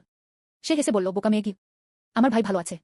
তোমার ভাই একটা টাইরানোসরাস রেক্স, সে এত সহজে মরবে না। আর ঠিক তখনই অগণিত মানুষ সেকতে ছুটে গেল। লিউং চুনিউ এবং তার সৈন্যরা, বেঁচে থাকা অসংখ্য নাগরিক আমার দিকে ছুটে এলেন। তারা আমার দিকে তাকালো। তার চোখে আগে যে ভয়টা ছিল তা উধাও হয়ে গিয়েছিল। অবশিষ্ট রইল শুধু গভীর বিস্ময় আর কৃতজ্ঞতা। লিউং চুনিউ আমার দিকে হেঁটে এল। সোজা হয়ে দাঁড়ান। তিনি আমাকে প্রথাগত সামরিক অভিবাদন জানালেন। মিস চেনমো। ডাকুন শহরের লক্ষ লক্ষ জীবিত নাগরিকদের পক্ষ থেকে। তার পেছনে থাকা সকল সৈনিককে ধন্যবাদ। সকল নাগরিক আমাকে গভীর শ্রদ্ধায় প্রণাম করলেন। ধন্যবাদ টাইরানোসরাস রেক্স। আমাদের বাঁচানোর জন্য ধন্যবাদ। পুরো সৈকত জুড়ে কৃতজ্ঞতার ধ্বনি প্রতিধ্বনিত হল। আমি তাদের দিকে তাকালাম।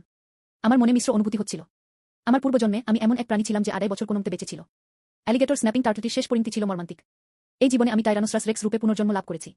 এটা শুধু আমার বোনকে রক্ষা করেনি, তারা শহরটিকেও রক্ষা করেছিল। লক্ষ লক্ষ মানুষের জীবন রক্ষা করা হয়েছে। আমি উপরের দিকে তাকালাম, দূর আকাশের দিকে তাকিয়ে। আমি জানি এই দেশব্যাপী রূপান্তর এখনো শেষ হয়নি। জিন হাও পুনর্জন্ম, টাইরানোসরাস রেক্স সর্বাত্মক পশুতে রূপান্তর। আমি প্রাগৈতিহাসিক অধিপতির সাথে মিশে গেলাম। সুনামি নেমে যাওয়ার পর নোনা সামুদ্রিক বাতাসে ক্লান্তি দূর করার জন্য আমি পুরো 10 মিনিট সেকতে শুয়েছিলাম। এটা তার বিশাল দেহকে কোনমতে ধরে রেখেছিল। জল ভালুকের পুনর্জন্মের ক্ষমতা পুরোদমে কাজ করছে। তার শরীরের ওজন মাপার যন্ত্রগুলো ফেটে গেল। খালি চোখে দেখা যায় এমন গতিতে নিরামা। উপস্থিত লোকজন আমাকে দেখছিল। আর কেউ কোনো ভয় দেখাচ্ছিল না। পরিবর্তে তারা সবাই বারবার আমাকে প্রণাম করল, তাদের চোখ অশ্রুতে লাল হয়ে উঠেছিল। লিউং চুনিও দ্রুত আমার দিকে হেঁটে এল। একটি সামরিক প্রাথমিক চিকিৎসার কিট ধরে থাকা।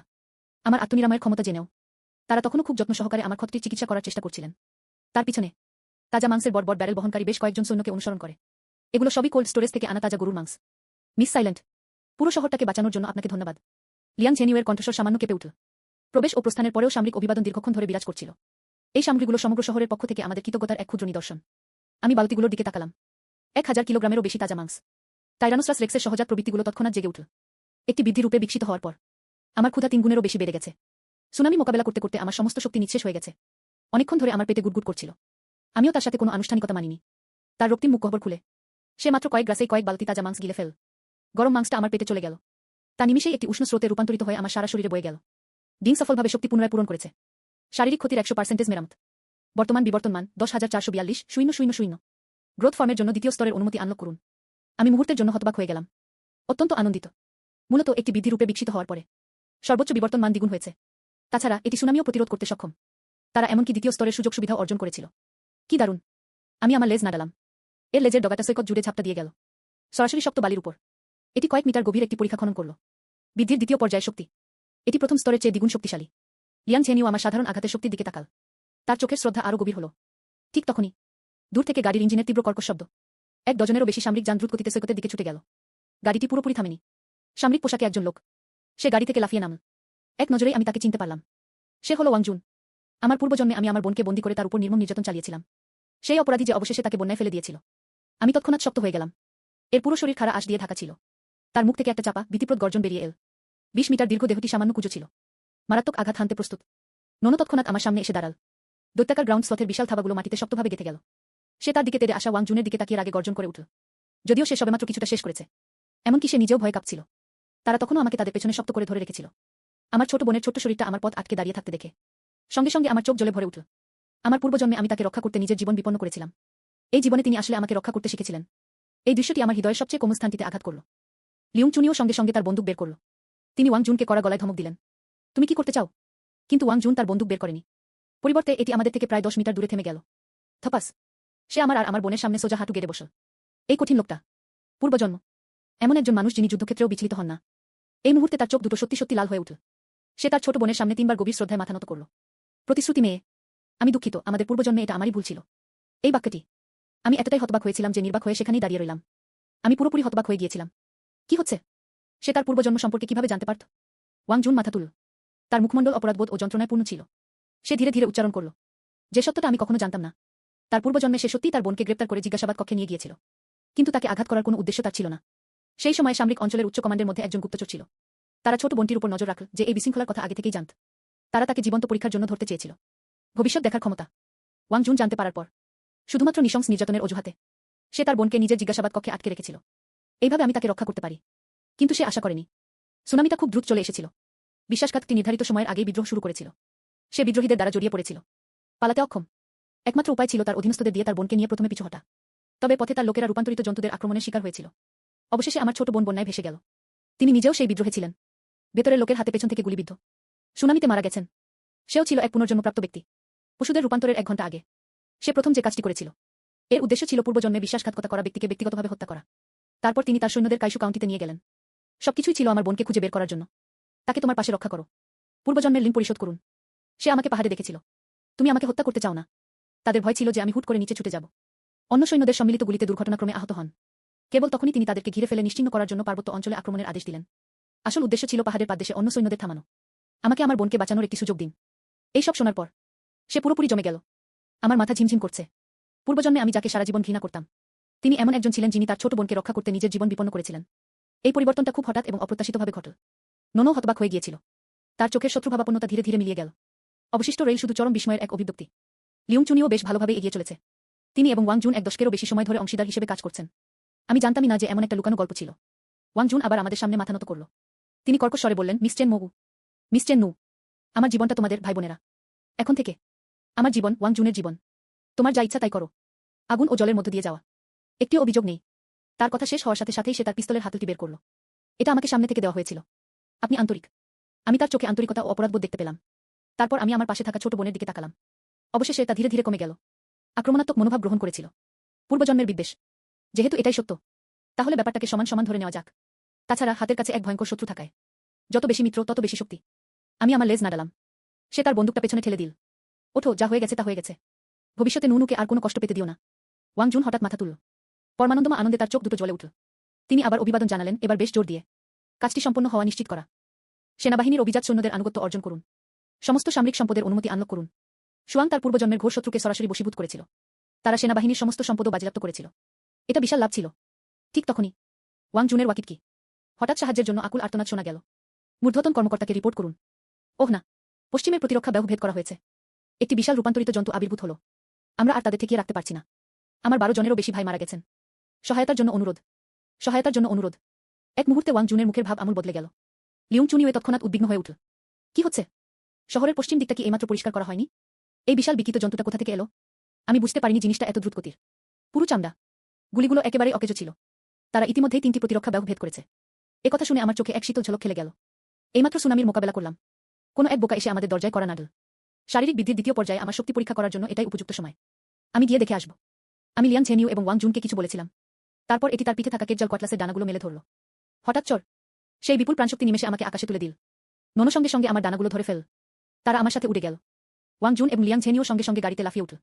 তিনি তার সৈন্যদের নিয়ে শহরের দিকে পশ্চিম দিকে দ্রুতগতিতে এগিয়ে গেলেন। মাত্র কয়েক 10 সেকেন্ডের মধ্যে আমি শহরটির পশ্চিম প্রতিরক্ষা ব্যহের উপর দিয়ে উড়ে গেলাম। নিচের দিকে তাকিয়ে ছাত্রটি হঠাৎ সংকুচিত হল। শহরের পশ্চিম প্রতিরক্ষা ব্যহ সম্পূর্ণরূপে ভেঙে গিয়েছিল। সাজোয়া যানটি উল্টে গিয়েছিল। চারিদিকে জ্বলন্ত গাড়ি আর সৈন্যদের মৃতদেহ ছড়িয়েছিল। প্রতিরক্ষা লাইনের কেন্দ্রে সেখানে পুরো 15 মিটার লম্বা একটি বিশাল বুনো শুয়োর দাঁড়িয়েছিল। তার শরীর ইস্পাতের মতো কেশরে আবৃত ছিল। এর মুখে আধা মিটার লম্বা বিস্তাত আছে।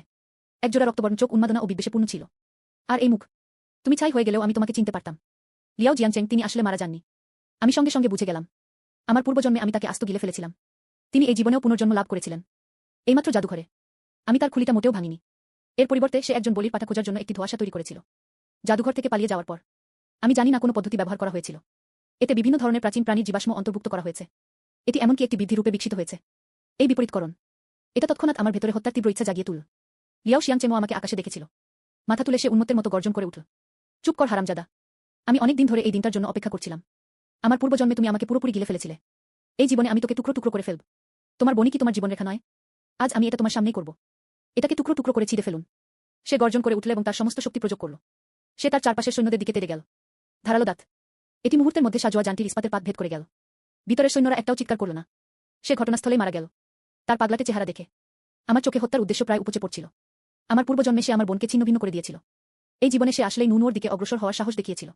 তুমি যদি মরতে চাও, আমি আমার ডানা গুটিয়ে নেব। 20 মিটার উচ্চতা থেকে ঝাঁপ দেওয়া। একটি 20 টন দেহ। এটা লিয়াও শিয়াংচেংয়ের সামনে সজোরে আছড়ে পড়ল। আমি মুহূর্তের মধ্যে মাটিতে একটা বিশাল গর্ত গড়ে তুললাম। উড়ন্ত পাথর। লিয়াও শিয়াংচেং, আমি মুখ খুললাম। গভীর কণ্ঠস্বরটি এক হিমশীতল আভা বহন করছিল। তুমি আমার কাছে পূর্বজন্মের জন্য ঋণী। নুনুর কাছে আমার জালিন আছে। আজ আমরা আসল ওষুধসহ হিসাব নিষ্পত্তি করব। শুধু তোমার পাগলাটে হাসির উপর ভিত্তি করে, লিয়াও শিয়াংচেং। তুমি কি সত্যি তাই মনে করো? আমি এখনো সেই অকেজো মানুষটাই আছি যাকে তুমি ইচ্ছেমতো চালনা করতে পারো। লাও থুজু এখন 1 ডজনেরও বেশি প্রাচীন জীবাশ্ম অন্তর্ভুক্ত করেছেন। আমার যা কিছু আছে তোমারও তা সবই আছে। তোমার যা নেই তা আমারও আছে। তার কথা শেষ হতে সবে হয়েছিল। শরীর হঠাৎ ফুলে ওঠে। এটি এক মুহূর্তে 15 মিটার থেকে 20 মিটার হয়ে গেল। তার পিঠ থেকেও ডানা গুজিয়ে উঠল। তার শরীরের আঁশগুলো আরও পুরু হয়ে উঠল। এর মুখের বিস্তারগুলো আরেকটু লম্বা হয়ে গেল। সে এতে এমনকি টেরোসর এবং ডাইনোসরের জিনও অন্তর্ভুক্ত করা হয়েছে। তুমি কি ওটা দেখেছো? লিয়াও শিয়াংচেং বিজয়ের উল্লাসে গর্জন করে উঠল। তুমি যা ভাবতে পারো তা আমি অনেক আগেই ভেবে ফেলেছি। আজ তোমার মৃত্যুদিন। সে হঠাৎ আমার দিকে তেড়ে এলো। গতিটা বিস্ময়কর। তার বিশাল আকারের সাথে সম্পূর্ণ অসামঞ্জস্যপূর্ণ। ধারালো দাঁত। এটা সোজা আমার গলার দিকে ঝাঁপিয়ে পড়ল। আমি নড়াচড়া না করে স্থির হয়ে দাঁড়িয়ে রইলাম। ঠিক যখন তার বিস্তারগুলো আমাকে ছুটে যাচ্ছিল, আমি হঠাৎ আমার সামনে থাবা দুটো তুললাম। তার মুখে সজোরে এক থাপ্পড় পড়ল। একটি খটকটে শব্দ। আমি লিয়াও শিয়াংচেংয়ের মুখের অর্ধেকটা থেতলে টুকরো টুকরো করে দিয়েছি। বিশাল দেহটা ছিল ছেঁড়া সুতোওয়ালা ঘুড়ির মতো। সে কয়েক ডজন মিটার দূরে সজোরে মাটিতে আছড়ে পড়ল। সে মাটিতে একটি গভীর পরীক্ষা খনন করল। সে যন্ত্রণায় কাতরাতে কাতরাতে মাটিতে শুয়েছিল। আমি এটা বিশ্বাসই করতে পারছি না। সে অনেক জীবাশ্ম জিনের সাথে মিশে গিয়েছিল। ওরা আমার একটা চালও ঠেকাতে পারল না। এত সামান্য দক্ষতা নিয়ে আমার সাথে তর্ক করার সাহস তোর হয়? আমি পা ফেলে তার দিকে এগিয়ে গেলাম। তার চোখে ছিল অবজ্ঞা। তুমি কি মনে করো যে তুমি ইচ্ছেমতো কয়েকটি জীবাশ্ম জিন জুড়ে দিতে পারবে? তুমি কি আমার সাথে তুলনা করতে পারো? আমি প্রতিটি জিন সংযুক্ত করেছি। সবগুলোই সুনির্দিষ্ট অনুপাতে। একদম মানানসি। আর তুমি তো এলোমেলোভাবে জিনিসপত্র জড়ো করে রেখেছ। এক অদ্ভুত বেমানান দান। লিয়াও জিয়াংচেং আমার দিকে তাকালো। তার চোখে এক অশুভ ঝিলিক খেলে গেল। হঠাৎ মাটি থেকে লাফিয়ে উঠল। তোমার মুখ খোলো। ওটা আমার দিকে এক মুখ ভর্তি গাছ সবুজ বিস্তুত করে ছুড়ে দিল। ভেনম মাটিতে পড়ে গেল। এটি মুহূর্তের মধ্যে সিমেন্টের মেঝেতে ক্ষয় করে বড় গর্ত তৈরি করল। সে এতে এমনকি কোমোডো ড্রাগনের অত্যন্ত বিষাক্ত জিনও অন্তর্ভুক্ত করা হয়েছে। কিন্তু সে জানত না আমি ইতিমধ্যেই হানি বাজারের বিষ প্রতিরোধী জিনগুলো অন্তর্ভুক্ত করে নিয়েছিলাম। কোমোডো ড্রাগনের বিষ তো দূরের কথা, এমনকি কিং কোবরার বিষও। আমার কাছে এটা তো সাধারণ পানি। আমি স্থির হয়ে দাঁড়িয়ে রইলাম। আমার আশের উপর বিষ ছিটিয়ে পড়ুক। কোনো চিহ্ন অবশিষ্ট ছিল না। লিয়াও শিয়াংচেং এই দৃশ্যটি দেখছিল। তাদের চোখ বিস্ফারিত হল। তার মুখ অবিশ্বাসে পূর্ণ ছিল। অসম্ভব, এটা অসম্ভব। কোনো কিছুই অসম্ভব নয়। আমি ছুটে গেলাম। এটা তার ঘাড়ে কামড় দিয়েছিল। প্রচণ্ড কামড়ের শক্তি তাৎক্ষণিকভাবে প্রয়োগ করা হয়। সে তার ঘাড়ের মেরুদণ্ড কামড়ে ছিঁড়ে চূর্ণবিচূর্ণ করে দিল। তার বিশাল দেহটা প্রচণ্ডভাবে কেঁপে উঠল। তার চোখ ভয় ও বিদ্বেষে পূর্ণ ছিল। আমি তাকে ছটফট করার কোনো সুযোগই দিইনি। সে হঠাৎ মাথা নাড়ল। এটি তার দেহকে দুই টুকরো করে ফেল। ডিম। পুনর্জন্মপ্রাপ্ত অভিজাত মিউট্যান্ট লিয়াও শিয়াংচেংকে সফলভাবে হত্যা করা হয়েছে। 500 বিবর্তন পয়েন্ট অর্জন করুন। বর্তমান বিবর্তন মান 15442 ডিম। বিশ্বপ্রতিরোধ ক্ষমতা, উন্মত্ততা বৃদ্ধি এবং আরও অনেক কিছুর মতো দ্বৈত দক্ষতা আনলক করাটা অসাধারণ। সে তৎক্ষণাৎ পুনর্জন্মপ্রাপ্ত লিয়াও শিয়াংচেংকে হত্যা করল। এছাড়াও 2টি নতুন দক্ষতা উন্মোচিত হয়েছে। বিবর্তন মান উল্লেখযোগ্যভাবে বৃদ্ধি পেয়েছে। আমার চারপাশে বেঁচে থাকা সৈন্যরা আমার দিকে তাকালো। এক নরাজদাতেই সে নিহত হল। বিশাল বুনো শুয়োরটা যেটা এইমাত্র এলাকা জুড়ে তাণ্ডব চালাচ্ছিল, সঙ্গে সঙ্গে কানে তালা লাগানো উল্লাসধ্বনি ফেটে পড়ল। টাইরানোসরাস রেক্স অসাধারণ। মিস সাইলেন্স অসাধারণ। ওয়াং জুন এবং লিয়াং ঝেনিও তাদের সৈন্যদল নিয়ে এসে পৌঁছালেন। মাটিতে পড়ে থাকা লিয়াও শিয়াংচেমের দেহের দিকে তাকিয়ে দুজনেই আটকে উঠল। তারা এটা আশা করেনি। লিয়াও জিয়াংচেমেরও পুনর্জন্ম হয়েছিল এবং এটি এতটাই শক্তিশালী হয়ে উঠেছে। আমি কখনো ভাবিনি এটা আমার হাতে আসবে। সে এক চালও টিকতে পারল না। আমি শরীর থেকে রক্ত ঝেড়ে ফেললাম। কথা বলতে যাচ্ছি, হঠাৎ আমার মনে একটি শীতল যান্ত্রিক কণ্ঠস্বর প্রতিধ্বনিত হল। শব্দ। পশু রূপান্তর সক্রিয় করার সময় যে শব্দ হয়, এই শব্দটাও ঠিক তেমনি। বৈশ্বিক বিবর্তন ঘোষণা, পশুতে রূপান্তরের প্রথম পর্বের সমাপ্তি। স্টার বিস্ট আক্রমণের দ্বিতীয় পর্ব শুরু হতে চলেছে। আর 72 ঘণ্টা বাকি। নিয়মভিত্তিক স্টার বিস্ট ডিসেন্ট। বিশ্বব্যাপী অনুসন্ধান শুরু। স্টার বিস্ট হত্যা করলে স্টার জিন আনলক করা যায়। চূড়ান্ত বিবর্তনের সতর্কতা, নক্ষত্রদানবের অবতরণের পর যেসব মিউট্যান্ট তাদের বৃদ্ধি প্রক্রিয়া সম্পন্ন করেনি, স্বয়ংক্রিয়ভাবে বাদ দেওয়া হবে। শব্দ। এটি আবারও সারা বিশ্বের সকলের মনে অনুরণিত হল। মুহূর্তের মধ্যে সারা বিশ্বে তোলপাট শুরু হয়ে গেল। সবাই হতবাক হয়ে গিয়েছিল। দেখা যাচ্ছে যে দেশব্যাপী এই দানবীয় রূপান্তর মোটেই শেষ ছিল না। এটা তো সবে শুরু। Star beast invasion. এমনকি ভিনগ্রহের জন্তুরাও নেমে আসতে চলেছে। এবং 72 ঘণ্টার মধ্যে মিউট্যান্ট যারা প্রাপ্তবয়স্ক রূপে বিকশিত হয়নি, তাদের সরাসরি নির্মূল করা হবে। লিয়াং ঝেনিউয়ে এবং ওয়াং জুনের মুখ তৎক্ষণাৎ ফ্যাকাশে হয়ে গেল। তারা খুব স্পষ্ট। বিশ্বজুড়ে কোটি কোটি মিউট্যান্টের মধ্যে প্রতি 10,000টির মধ্যে একটিরও কম পূর্ণাঙ্গ রূপে বিকশিত হতে পারে। এর মানে 72 ঘণ্টা পরে বিশ্বজুড়ে কোটি কোটি মানুষ সরাসরি নিশ্চিহ্ন হয়ে যাবে। আমিও ভ্রুকুটি করলাম। আমার আগের জন্মে আমি মাত্র 2.5 বছর বেঁচেছিলাম। তারা কোনো তারকা পশুর আক্রমণ দেখতেও পায়নি। সে একটি শুকরির হাতে নিহত হয়েছিল। আমার কোনো ধারণাই ছিল না যে এমন কিছুর অস্তিত্ব আছে। আশ্চর্য হওয়ার কিছু নেই যে 1 বছর পর তার পূর্বজন্মে একটি পরিবর্তন এসেছিল। বিশ্বের জনসংখ্যা 90% কমে গেছে। অভ্যন্তরীণ কোন্দলের কারণে এমনটা হয়নি। স্টার বিস্টদের আক্রমণ ও ধ্বংসের নিয়মের কারণে। ঠিক যখন সবাই আতঙ্কে আচ্ছন্ন ছিল, নোনো হঠাৎ আমার থাবা ধরে টান দিল। সে তার ছোট্ট মুখটা তুলে আমার দিকে তাকালো। তার চোখে কোনো ভয় ছিল না। ভাই, ভয় পেজো না। বিপদ যাই হোক না কেন, আমি তোমার সাথে থাকব। আমরা অবশ্যই এই পরিস্থিতি কাটিয়ে উঠব। আমার বোনের দৃঢ়প্রতিজ্ঞ চোখের দিকে তাকিয়ে আমার উদ্বেগ সঙ্গে সঙ্গে কমে গেল। হ্যাঁ, আমার পূর্বজন্মে আমি সম্পূর্ণ একা 2.5 বছর টিকে থাকতে পেরেছিলাম। এই জীবনে আমার একজন ছোট বোন আছে। একজন মিত্রের কাছে শীর্ষস্তরের ফিউশন জিন রয়েছে। তারকা পশুদের কথা উল্লেখ করবেন না। এমনকি স্বয়ং স্বর্গীয় রাজা আসলেও আমি এক কামড়ে এটা ছিঁড়ে ফেলতে পারি। আমি মাথা নিচু করে আমার মাথা দিয়ে তার মুখ ঘষলাম। তিনি গম্ভীর স্বরে লিয়াং ঝেনিউয়ে এবং ওয়াং জুনকে বললেন, এখন আতঙ্কিত হওয়ার সময় নয়। 72 ঘণ্টা বাকি। 2টি কাজ ভালোভাবে করতে হবে। প্রথম, স্টার বিস্ট আক্রমণের খবর ছড়িয়ে পড়ল। সকল মানুষ ও রূপান্তরিত জীবজেন ধ্বংসের নিয়মকানুন জানে তা নিশ্চিত করুন। শক্তি বাড়ানোর জন্য সবরকম চেষ্টা করুন। দ্বিতীয় একীকরণ হল একীভূত করা যায় এমন সমস্ত শক্তিকে একত্রিত করা। আশেপাশে নিম্ন স্তরে রূপান্তরিত জন্তুগুলোকে নির্মূল করুন। যত বেশি সম্ভব মানুষকে প্রাপ্তবয়স্ক রূপে বিকশিত হতে সাহায্য করুন। স্টার বিস্টদের আসন্ন আক্রমণের জবাবে লিয়াং ঝেনিউ এবং ওয়াং জুন তাৎক্ষণিকভাবে প্রতিক্রিয়া জানালেন। তারা একে অপরের দিকে তাকালো। তারা দুজনেই একে অপরের চোখে এক অটল সংকল্প দেখতে পেল। আমরা এ ব্যাপারে অবিলম্বে ব্যবস্থা নেব। তারা দুজন অবিলম্বে ব্যবস্থা নিলেন। ইয়াং ঝেনিউয়ে সামরিক অঞ্চলের সমস্ত পথ ব্যবহার করেছিল। বিনগ্রহী আক্রমণের খবর সারা দেশে এমনকি সারা বিশ্বে প্রচার করুন। ওয়াং জুন তার অভিজাত সৈন্যদের নেতৃত্ব দিয়েছিলেন। আশেপাশে রূপান্তরিত জন্তুদের বাসাগুলো নির্মূল করতে আমাকে সহযোগিতা করুন। পরবর্তী 3 দিন আমি নোনোকে নিয়ে এসেছি। আমি দাকুন শহরকে ঘিরে থাকা প্রায় সমস্ত পাহাড় ও জঙ্গল ভ্রমণ করেছি। সকল রূপান্তরিত পশু যারা মন্দ কাজ করে, যেকোনো হুমকিদানকারী পশুর পাল, আমি এক ঝটকায় তাদের সবাইকে ধরে ফেললাম। ক্লিনিক্যাল যাচাইয়ের সম্ভাবনা রয়েছে এমন সমস্ত ভ্যারিয়েন্ট আমি শিকারে যাওয়ার সময় ওগুলো সঙ্গে নিয়েছিলাম। তাদের বিবর্তন পয়েন্ট সংগ্রহ করতে সাহায্য করুন। শরীরের বৃদ্ধির উপর প্রভাব। এই 3 দিন আমি এমন অনেক কিছুর সম্মুখীন হয়েছি যা আমার চোখে জল এনে দিয়েছে। যখন আমি একটি অ্যালিগেটর স্ন্যাপিং টার্টল ছিলাম তখন আমার পূর্বজন্মের দেখা পেয়েছিলাম। যে ছোট্ট মেয়েটি আমাকে গোপনে রুটি খাইয়েছিল সে একটি সিকা হরিণে রূপান্তরিত হল। গলিতে একদল রূপান্তরিত নেকড়ে দ্বারা পরিবেষ্টিত। আমি তাকে নিজের হাতে বাঁচিয়েছি। তাকে ওই রূপান্তরিত নেকড়ের দলটিকে মারতে সাহায্য করুন। তাকে পর্যাপ্ত খাবার ও বিবর্তনের উপকরণ দেওয়া হয়েছিল। পূর্বজন্মে তাকে প্রতিদান দিতে না পারার যে আক্ষেপ ছিল এটা তা পুষিয়ে দিল। আমার এমন এক বয়স্ক দম্পতির দেখা হয়েছিল যারা খরগোশে পরিণত হয়েছিলেন। তারা কিন্ডারগার্টেনের গেটে পাহারায় দাঁড়িয়েছিল। সে তার শরীর ব্যবহার করে রূপান্তরিত হাতটিকে আটকে দিল। ভিতরে থাকা প্রায় 1 ডজন শিশুকে রক্ষা করা। যদিও সে ক্ষতবিক্ষত ছিল, সে এক পাও পিছু হটেনি। আমি তাদের বিকৃত হাতটি থেকে মুক্তি পেতে সাহায্য করেছিলাম। তারাও তাদের নিজস্ব জিনগত রক্ত রেখে গিয়েছিল। এটি তাদের প্রতিরক্ষা উন্নত করতে সাহায্য করেছিল। আমিও আমার পূর্বজন্মের মুখোমুখি হয়েছিলাম। আমার ভাই অ্যালিগেটর স্ন্যাপিং টার্টল যে আমার সাথে নর্দমায় লুকিয়েছিল, তার পূর্বজন্মে তিনি আমাকে রক্ষা করেছিলেন। রূপান্তরিত বন্য শুকরের পায়ের নিচে চাপা পড়ে মৃত্যু। এই জীবনেই আমি তাকে খুঁজে পেয়েছি। তাকে শিকারের সঙ্গে নিয়ে যাও। সে সফলভাবে একটি বর্ধিত রূপে রূপান্তরিত হল। 3 দিন আমি মোট 8টি পূর্ণবয়স্ক রূপান্তরিত জন্তু হত্যা করেছি। শত শত অভিজাত মিউট্যান্ট। আমার বিবর্তন মানও 1 লাফে 1999 পৌঁছে গেল। 2,000 আমি বৃদ্ধি পর্যায়ে 3য় ধাপে পৌঁছাতে প্রায় সক্ষম হয়েছিলাম। দাকুন শহরের পার্শ্ববর্তী এলাকা। এছাড়াও হাজার হাজার মিউট্যান্ট রয়েছে। আমার সাহায্যে সফলভাবে একটি বৃদ্ধি রূপে বিকশিত হয়েছে। সে ধ্বংসের শাসন থেকে রক্ষা পেয়েছিল। 72 ঘন্টার কাউন্টডাউনের শেষ সেকেন্ড। আকাশ আবারও রক্তিম লাল হয়ে উঠল। অসংখ্য কালো ফাটল বিশ্বজুড়ে আকাশে দেখা গেছে। ফাটলটা থেকে একটা তীক্ষ্ণ গর্জন ভেসে এল। তারপর একের পর এক বিভৎস চেহারার প্রাণী আসতে লাগল। বহিষ্কঙ্কাল দ্বারা আবৃত নতুন জন্তু। এটা ফাটল থেকে বেরিয়ে এল। নতুন দানবীয় আক্রমণ আনুষ্ঠানিকভাবে শুরু হয়ে গেছে। এই নতুন পশুরা সর্বনিম্ন স্তরেরও একজন সাধারণ মিউট্যান্টের সমান শক্তি রয়েছে। উচ্চ স্তরেরগুলো এমনকি বৃদ্ধি পর্যায়ে শীর্ষবিন্দুর সাথেও তুলনীয়। এবং এর পরিমাণ অত্যন্ত বেশি, জোয়ারের মতো। এটি সাধারণত ফাটলগুলো থেকে বেরিয়ে আসে। তারা সঙ্গে সঙ্গে শহরটিতে আক্রমণ শুরু করল। বিশ্বজুড়ে সঙ্গে সঙ্গে গুলির ও বিস্ফোরণের শব্দ শোনা গেল। আমি এসে গেছি এবং দাকুন শহরের সবচেয়ে উঁচু দালানটির চূড়ায় দাঁড়িয়ে আছি। ফাটল থেকে নক্ষত্রদানবদের দলকে বেরিয়ে আসতে দেখা। তার চোখে ভয়ের কোনো চিহ্ন ছিল না, বরং এটি এক তুমুল লড়াইয়ের সূত্রপাত ঘটাল। আমার পিছনে দাঁড়িয়ে ছিল নোনো রাজার সেনাবাহিনীর সদস্য ইয়াং চেনিওয়ে। এছাড়াও হাজার হাজার রূপান্তরিত জীব রয়েছে যারা বিবর্তিত হয়ে পূর্ণাঙ্গ রূপ লাভ করেছে। এবং হাজার হাজার সম্পূর্ণ সশস্ত্র সৈন্য। প্রত্যেকে নিজেদের অস্ত্র শক্ত করে ধরেছিল। তার চোখ ধেয়ে আসা নতুন পশুদলটির উপর স্থির ছিল। ভাইয়েরা, আমি মুখ খুলে কানে তালা লাগিয়ে দেওয়ার মতো এক গর্জন ছাড়লাম। শব্দটা সারা শহরে ছড়িয়ে পড়ল।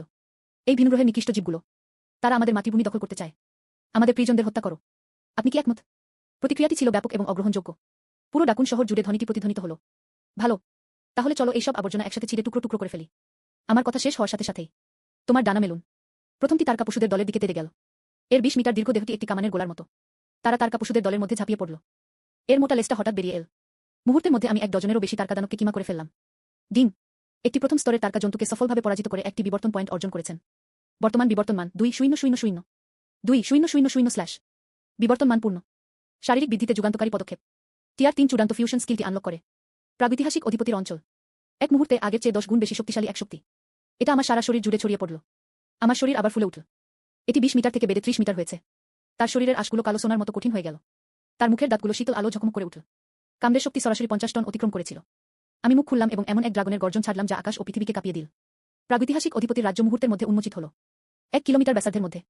All star beast's. তারা সবাই এলাকার দ্বারা অবরুদ্ধ ছিল এবং নড়াচড়া করতে পারছিল না। সারা শরীর কাঁপছে। তাদের প্রতিরোধ করার সাহসও ছিল না। এবং আমি অপরপক্ষের মানুষ ও মিউট্যান্টরা ডোমেইনের সমর্থনে। শক্তি দ্বিগুণ হল। সুয়াং সরাসরি বৃদ্ধির 3য় পর্যায়ে উন্নীত হল।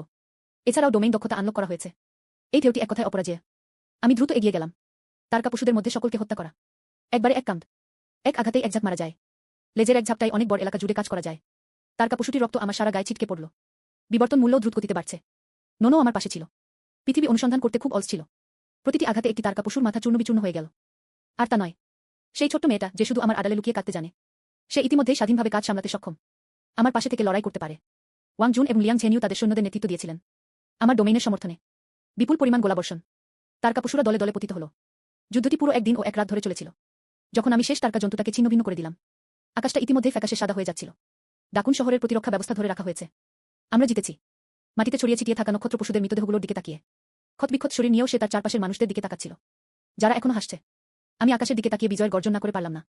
কিন্তু ঠিক তখনই আকাশের সবচেয়ে বড় ফাটল। হঠাৎ একটি ভয়ঙ্কর গর্জন শোনা গেল। এক দমনমূলক শক্তি যা সমগ্র পৃথিবীকে কাঁপিয়ে তুলেছিল। এটা ফাটলটা থেকে এসেছিল। অবিলম্বে পরে 1 মিটারেরও বেশি দেহদৈর্ঘ্যের একটি বিশাল নক্ষত্রদান। এটি ধীরে ধীরে ফাটল থেকে বেরিয়ে এল। এর দেহ একটি পুরো বহিষ্কঙ্কাল দ্বারা আবৃত। 6টি চোখ হিমশীতল হত্যার ইচ্ছায় পরিপূর্ণ। রাজাস্তরের নক্ষত্র পশুটি এই নক্ষত্র পশু আক্রমণের নেতৃত্ব দিয়েছিল। সে এইমাত্র আবির্ভূত হল। এরপর এটি মাটির দিকে একটি বিধ্বংসী লেজার রশ্মি নিক্ষেপ করল। লেজারের আঘাতে বেশ কয়েকটি ভবন মুহূর্তের মধ্যে 2 ভাগে বিভক্ত হয়ে গেল। গর্জন করে ধসে পড়ল। অগণিত সৈন্য ও রূপান্তরিত মানবদেহ চিৎকার করারও সময় পায়নি। সে ঘটনাস্থলেই মারা গেল। সবাই ফিরে এসেছে। আমি তৎক্ষণাৎ গর্জন করে উঠলাম। তার পিছনে নোনোকে রক্ষা করা। প্রাগৈতিহাসিক অধিপতির ভূখণ্ডের উন্মোচন। এলাকাটি তার দমনমূলক প্রভাবকে দৃঢ়ভাবে প্রতিহত করেছিল। এই রাজাস্তরের তারকা পশুটির শক্তি আমার প্রত্যাশার চেয়ে অনেক বেশি ছিল। বৃদ্ধি গঠনের তৃতীয় পর্যায়ে আমার বর্তমান শক্তি থাকা সত্ত্বেও আমিও প্রচণ্ড চাপ অনুভব করছিলাম। হিম দেশীয় রাজা তার কাপুসুটি তার মুখ খুল। এটা একটা ঠান্ডা শব্দ করল। তুমি কি মনে করো স্টার লর্ডের বিজয় অভিযান থামাতে পারবে? মান্য করো এবং মর্তে নতজানু হও। আমাদের গ্রহ জয় করার জন্য আমি তোমাকে একটি আস্ত মৃতদেহ দিতে পারি। আমি তার ছেলের হাসি হাসলাম। তার চোখে ছিল অবজ্ঞা। তুই একটা জঘন্য আবর্জনা, তোকে আবর্জনা বলারও যোগ্যতা নেই। আজ আমি তোমাদের দেখাবো এই গ্রহটি কার এলাকা। আমি দ্রুত এগিয়ে গেলাম। সেটা তার মাথায় সজোরে কাম বসিয়ে দিল। কিং স্টার বিস্ট রাগে গর্জন করে উঠল। বিশাল কাস্তে আকৃতির সামনের পা ব্যবহার করে সে আমার দিকে কোপ মারল। আমরা মুহূর্তের মধ্যে যুদ্ধে জড়িয়ে পড়লাম। তার শক্তি অত্যন্ত বেশি। এক্সোস্কেলেটনটি অবিশ্বাস্যভাবে কঠিন। আমি দাঁত দিয়ে কামড় দিলাম। এটি কেবল একটি ক্ষীণ চিহ্ন রেখে যেতে পারত। তার আক্রমণগুলো ছিল অত্যন্ত হিংস্র। কাস্তেটা আমার আশগুলো চিরে দিল। সঙ্গে সঙ্গে রক্ত ঝরঝর করে বেরিয়ে এল। বেশ কয়েক রাউন্ড পর আমাকে অসুবিধাজনক পরিস্থিতিতে ফেলা হয়েছিল। তার শরীরে এক ডজনেরও বেশি ক্ষত ছিল। নোনো দেখল যে আমি আহত হয়েছি। উদ্বেগে তার চোখ লাল হয়ে গেল। সে অন্য কিছুর পরোয়া না করে সামনে ছুটে গেল। নিজের শরীর ব্যবহার করুন। এটি ওয়াং জিক্সিংয়ের মারাত্মক আঘাতটি প্রতিহত করেছিল। কাস্তে আকৃতির সামনের পা দুটি নিমেষে তার শরীর বিদ্ধ করল। রক্ত ঝরঝর করে বেরিয়ে এল। না না, আমার চোখ ফেটে যাচ্ছিল। সেটা হৃদয় বিদারক এক আর্তনাদ করে উঠল। আমার হৃদয়টা জেন ছিঁড়ে দুভাগ হয়ে যাচ্ছিল। ভাই, ভয় পেজো না। নোনো আমার দিকে তাকালো। তার মুখ থেকে অনবরত রক্ত ঝরতে থাকল। কিন্তু তারপরেও সে জোর করে মুখে হাসি ফুটিয়ে তুল। আমি এখন তোমাকে রক্ষা করতে পারি। তার শরীর নিস্তেজ হয়ে গেল এবং সে পড়ে গেল। জল ভালুকের পুনর্জন্মের ক্ষমতা। কিং স্টার বিস্টের আক্রমণে এটি ব্যর্থ হয়েছিল। ক্ষতটি কিছুতেই সারতে পারে না। তার ছোট বোনকে মৃত্যুকালে দেখে আমার মনে শেষ সুতোটাও পুরোপুরি ছিঁড়ে গেল। আমার পূর্বজন্মে আমার চোখের সামনে আমার বোনের মৃত্যুর দৃশ্য আমার চোখের সামনে দৃশ্যের সাথে মিলে যাচ্ছে। হাড়ের ক্ষয়। মুহূর্তের মধ্যে ঘৃণা আর যন্ত্রণা আমার সারা শরীর জুড়ে ছেয়ে গেল। আমার শরীরে এক অভাবনীয় পরিবর্তন ঘটতে শুরু করল। এই মুহূর্তে সমস্ত সংযুক্ত জিন সম্পূর্ণরূপে বিস্ফোরিত হল। টাইরানোসারাস রেক্স, টার্ডিগ্রেড, ডাঙ্কলিওস্টিয়াস, মোসাসরাস, কোয়েটজালকোয়াটলাস, ডাইনোসুকাস সহ সকল প্রাচীন শীর্ষ শিকারী শক্তি সবকিছু একীভূত হয়ে গিয়েছিল। উপস্থাপকের মধ্যে একটি তীব্র আবেগপ্রবণ বিস্ফোরণ শনাক্ত করা হয়েছিল। চূড়ান্ত বিবর্তন আনলক করুন। সফলভাবে সম্পূর্ণ মিডিয়াতে প্রবেশ করা হয়েছে। পূর্ণজিনোম সংমিশ্রণের চূড়ান্ত রূপ উন্মোচন করা। আমার শরীর ফুলে 30 মিটার থেকে 100 মিটার হয়ে গিয়েছিল। রাজাস্তরের তারকাপুষুদের সাথে সমানভাবে প্রতিযোগিতা করা। তার শরীরের ক্ষতগুলো সঙ্গে সঙ্গে সেরে গেল। নোনোর দেহ আমার রাজ্য দ্বারা পরিবেষ্টিত ছিল। পুনর্জন্মের ক্ষমতা পূর্ণ গতিতে কাজ করছে। ক্ষতটি খালি চোখে দেখা যায় এমন গতিতে সেরে উঠল। ধীরে ধীরে মাথা তুল। তার রক্তিম চোখ দুটি ওয়াং জিক্সিং বিস্টের উপর স্থির ছিল। তার মুখ থেকে যে আওয়াজ বেরোচ্ছিল তা ছিল নরকের মতো। তুমি আমার বোনকে কষ্ট দিয়েছ। তোর সর্বনাশ হবে। আমি হঠাৎ সামনে ছুটে গেলাম। এত দ্রুত যে এটি শব্দের বাধা অতিক্রম করেছিল। ওয়াং জিক্সিং বিস্ট প্রতিক্রিয়া দেখানোর আগেই সে এক কামড়ে তার ঘাট কামড়ে দিল। প্রচণ্ড কামড়ের শক্তি মুহূর্তের মধ্যে ফেটে বের হয়। এটা তার অবিনশ্বর বহিষ্কঙ্কাল ভেদ করে সরাসরি কামড় বসিয়েছিল। এটি তার গুরুত্বপূর্ণ স্থানে বিদ্ধ হয়েছিল। রাজাস্তরের তারকাপশুটি একটি তীক্ষ্ণ চিৎকার করে উঠল। উন্মত্তের মতো সংগ্রাম করা। কিন্তু আমি তাকে শক্ত করে ধরে রেখেছিলাম। তাকে মুক্ত হওয়ার কোনো সুযোগই দেওয়া হয়নি। সে হঠাৎ মাথা নাড়ল। তারা তার মাথা ছিঁড়ে ফেল। ডিম। রাজাস্তরের স্টার বিস্টকে সফলভাবে হত্যা করা হয়েছে। তারকাস্তরের ঈশ্বরস্তরের জিন অর্জন করুন। ডিম। গ্লোবাল স্টার বিস্ট ইনভেশন চ্যানেলটি বন্ধ করে দেওয়া হয়েছে। আগ্রাসন সংকটের প্রথম পর্যায়ের সমাধান হয়েছে। রাজাস্তরের তারকাপশুর মৃত্যুর সাথে আকাশের কালো ফাটলটা ধীরে ধীরে বন্ধ হতে শুরু করল। অবশিষ্ট তারকাপশুগুলো তাদের নেতার নেতৃত্ব হারিয়েছিল। তারা তৎক্ষণাৎ ধসে পড়ল। সৈন্য ও মিউট্যান্টদের হাতে তারা সবাই নিশ্চিহ্ন হয়ে গিয়েছিল। সংকটটি সম্পূর্ণরূপে সমাধান করা হয়েছে। আমি সঙ্গে সঙ্গে মাটিতে অবতরণ করলাম। এটি তার আসল আকারে ফিরে এলো। ধীরে ধীরে চোখ খুলতে খুলতে সে নোনোর বড় ভাইকে শক্ত করে জড়িয়ে ধরল। নোনো হাত বাড়িয়ে আমার মুখটা ছুঁয়ে দিল। আমরা হাসতে হাসতে জিতেছিলাম। ঠিক না ভুল? আমরা জিতেছি। আমি তাকে ধরে রেখেছিলাম। কণ্ঠ রুদ্ধ হয়ে এল। চোখে জল ভরে উঠল এবং অনবরত ঝরে পড়ল। এবার আমি আমার বোনকে রক্ষা করেছি। আমি আমার অতীতের দুঃখজনক ঘটনার পুনরাবৃত্তি হতে দিইনি। লিয়াং ঝেনিউয়ে ও ওয়াং জুন তাদের লোকজনকে নিয়ে দ্রুত এগিয়ে গেলেন। মাটিতে পড়ে থাকা রাজাস্তরের তারকা জন্তুটির মৃতদেহের দিকে তাকিয়ে দেহটি আমাদের দিকে তাকালো। আমরা অক্ষত ছিলাম। সকলের মধ্য থেকে কান ফাটানো উল্লাসধ্বনি ফেটে পড়ল। এই যুদ্ধ যা পৃথিবীর অস্তিত্ব রক্ষার সাথে জড়িত। আমরা জিতেছি। 3 মাস পরে পৃথিবী এক নতুন ব্যবস্থার সূচনা করেছে। মানুষ ও মিউট্যান্টরা শান্তিপূর্ণভাবে সহাবস্থান করে। একটি নতুন বাড়ি স্থাপন করা হয়েছিল। আমি ও আমার বোন কাইশু কাউন্টিতে ফিরে এলাম। আমাদের পুরানো বাড়ির পাশে একটি বড় বাড়ি তৈরি করা হয়েছিল। লিউং চুনিউ এবং ওয়াং জুন নতুন ব্যবস্থার ব্যবস্থাপক হলেন। মানুষ ও মিউট্যান্টদের সাথে মিলে তাদের বাড়ি পুনর্নির্মাণ। আমার কুমিরকচ্ছপ ভাই, যে পূর্বজন্মে আমার সাথে নর্দমায় লুকিয়েছিল, তিনি পার্বত্য বন সংরক্ষণের প্রশাসক হলেন। যে ছোট্ট মেয়েটি আমাকে রুটি খাইয়েছিল, আমরা এটা নিয়েছিলাম। সে নোনোর সবচেয়ে ভালো বন্ধু হয়ে গেল। বিশ্বজুড়ে সমস্ত স্টার বিস্ট পোর্টাল বন্ধ করে দেওয়া হয়েছে। কোনো ভিনগ্রহী প্রাণী আর এই গ্রহে আক্রমণ করার সাহস করেনি। এবং আমি এই গ্রহের অভিভাবক হলাম। কিন্তু আর কোনো লড়াই বা হত্যাজ্ঞ ছিল না। আমি প্রতিদিন আমার ছোট বোনের সাথে সূর্যোদয় ও সূর্যাস্ত দেখে সময় কাটাই। তাকে পাহাড়ে শিকারে নিয়ে যান। মাছ ধরতে শিখতে যান। পূর্বজন্মের সকল অনুশোচনার ক্ষতিপূরণ করো। সেই সন্ধ্যায় নোনো আর আমি সমুদ্রের ধারের পাহাড়ের চূড়ায় বসেছিলাম। সাগরে সূর্য অস্ত যেতে দেখা। একটি মৃদু সামুদ্রিক বাতাস বয়। নোনো আমার গায়ে হেলান দিল। সে ফিসফিস করে নিজের মনে বলল, আমার ভাই বলেছিল ভবিষ্যতে কি কোনো বিপদ হবে? আমি মাথা নিচু করে তার কপালে মুখ ঘষলাম।